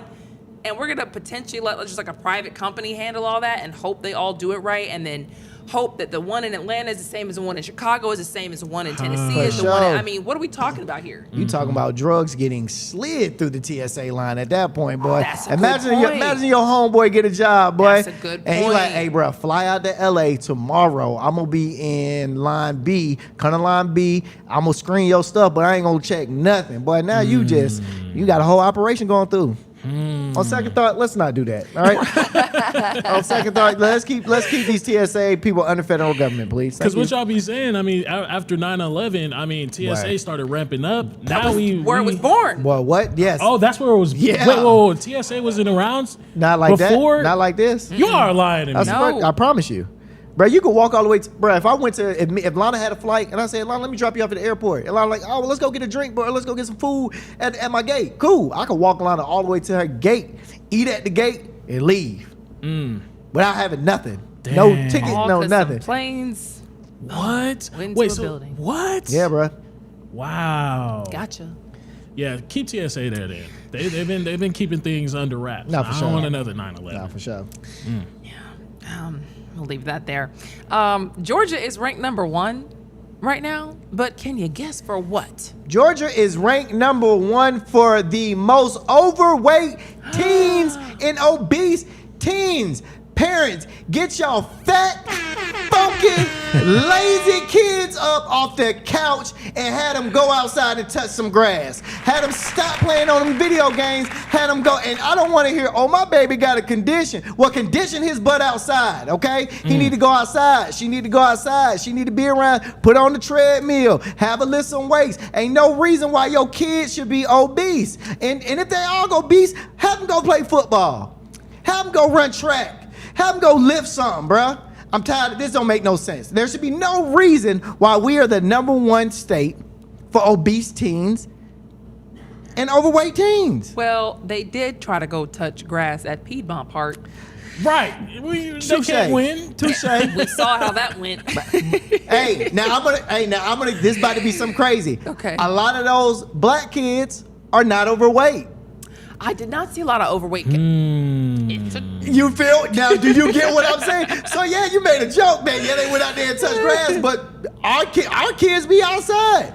Mostly black kids do be outside walking from. Bro, how many black kids do you see walking to the gas station, back home, this, that, and the third? You don't really see too many like overweight like black teens like that. You don't see too many.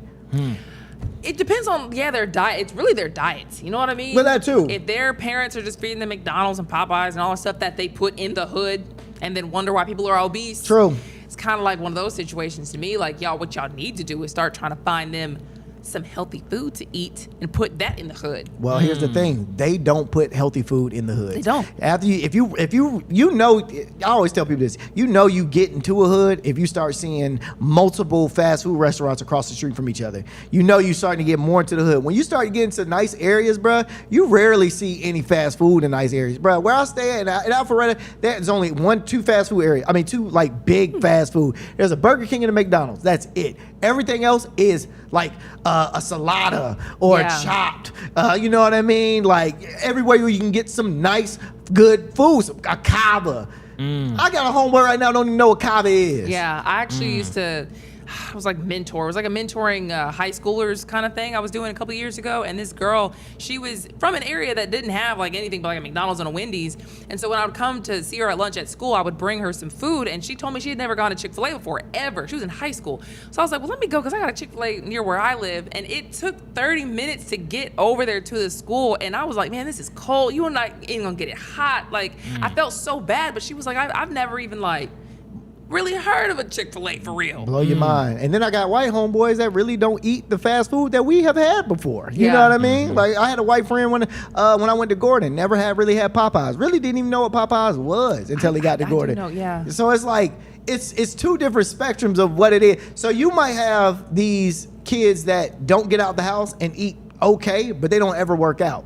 And then you have our kids that are always out the house, but they're always eating nasty. You know what I mean? So it's a double-edged sword. But we're ranked number 1 for obese, and ranked 17th for adults in obesity and overweight. Wow. So yeah, man, Atlanta, Georgia, y'all need to get up, go move, go walk, move your feet, do something, get your 10,000 steps in today, do something.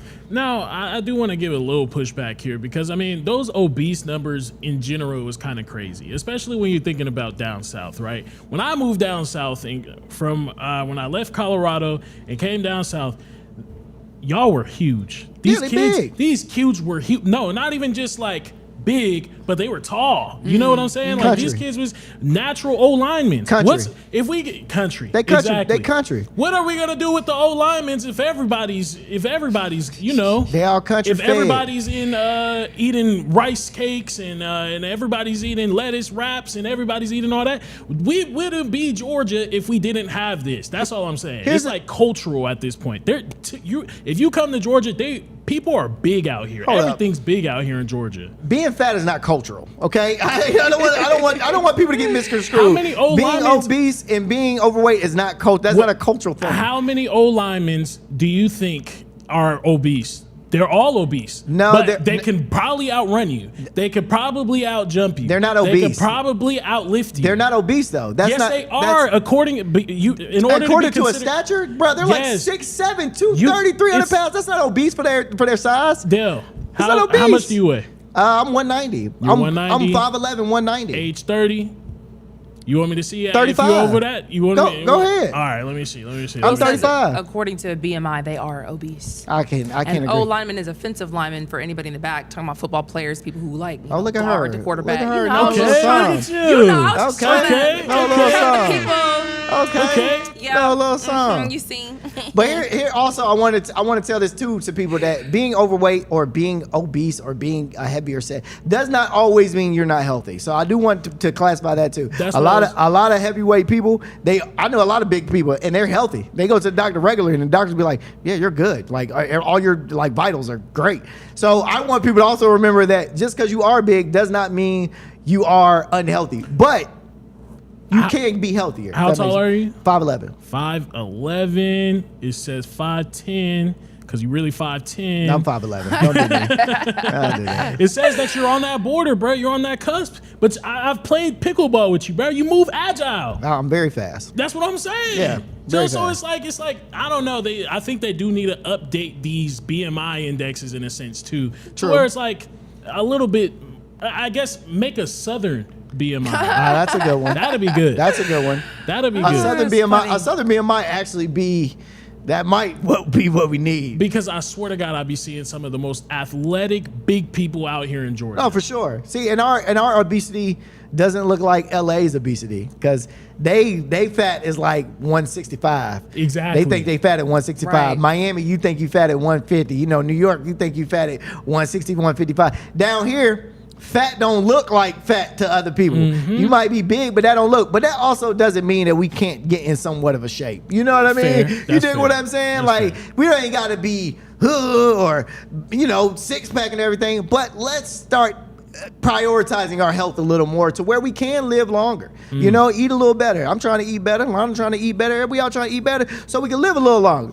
I'm 26. I'm all right. You do. Hey, yeah, do you, brother? I'm gonna start working out. I'm gonna start working out. Do you, brother? You got like 2-3 more years. 2-3. It's like, oh, wait a minute. For sure. You start sticking? Yes. Really, for me, because I'm a woman, at 25 is when I was like, wait a minute. At 26? How I get this? I thought that I used to wake up and it would be gone. Yep. Ooh, okay. Not anymore. Right. We have to go, folks. Thanks so much for hanging out. We'll see you tomorrow. Peace.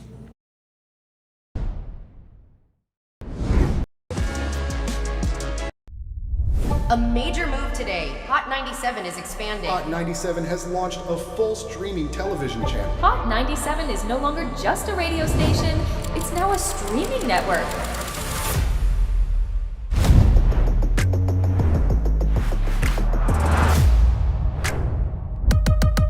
Welcome to Hot 97 News. Let's dive into the news because the news has been newsing. Hot 97 Mornings with Mero. We got Shiny Culture in the building. Leah Bell in the building. Good morning. And DJ Cass One. You know what it is. You know how I get down with the Funk Flex energy, baby. Let's get it, Flex. Nobody don't want no smoke. Wow, it got spicy real fast. Here for it all. We're here for it all. That's Let's it. go. Mariah Carey takeover. The people made it happen. Yeah. I'm coming around to all the classrooms and we turning up. Good morning, students. My name is Wale. Aren't you supposed to be in class? Where are you supposed to be? Oh, man, you supposed to be in class, man.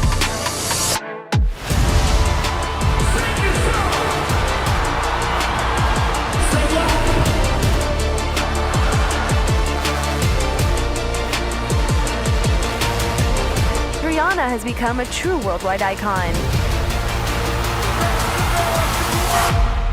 Congratulations on the job.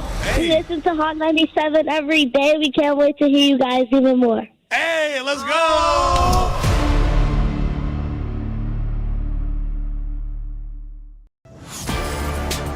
Get ready. The legend is on your screen. Funk Flex, the man who defines hip hop, is bringing the heat from the radio booth to your TV. Where my camera at? That's my camera? All right. The biggest beats, the hottest freestyles, and that classic Flex energy. Bars are back. Now in your living room. Don't just hear it, watch the movement. Funk Flex, now on Hot 97 TV, Mondays and Fridays at 7:30 p.m. The voice and attitude you love, now on your screen.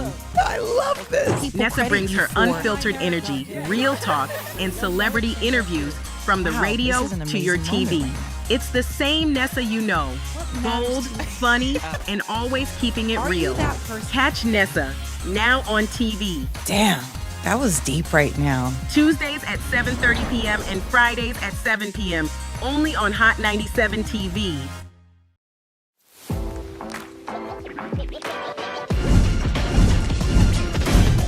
Welcome to Hot 97 News Atlanta. We're here with Rondell with 2 N's. What it do? Give it up to you. And Million. Hey, the fact that this is a reality. Brand new live news show. I'm your host, Lana Harris. There is so much going on in this country and in this world. Civil unrest. Nobody's gonna trust that. Any of This sounds, like I said, it sounds good. Yeah. It does sound beneficial.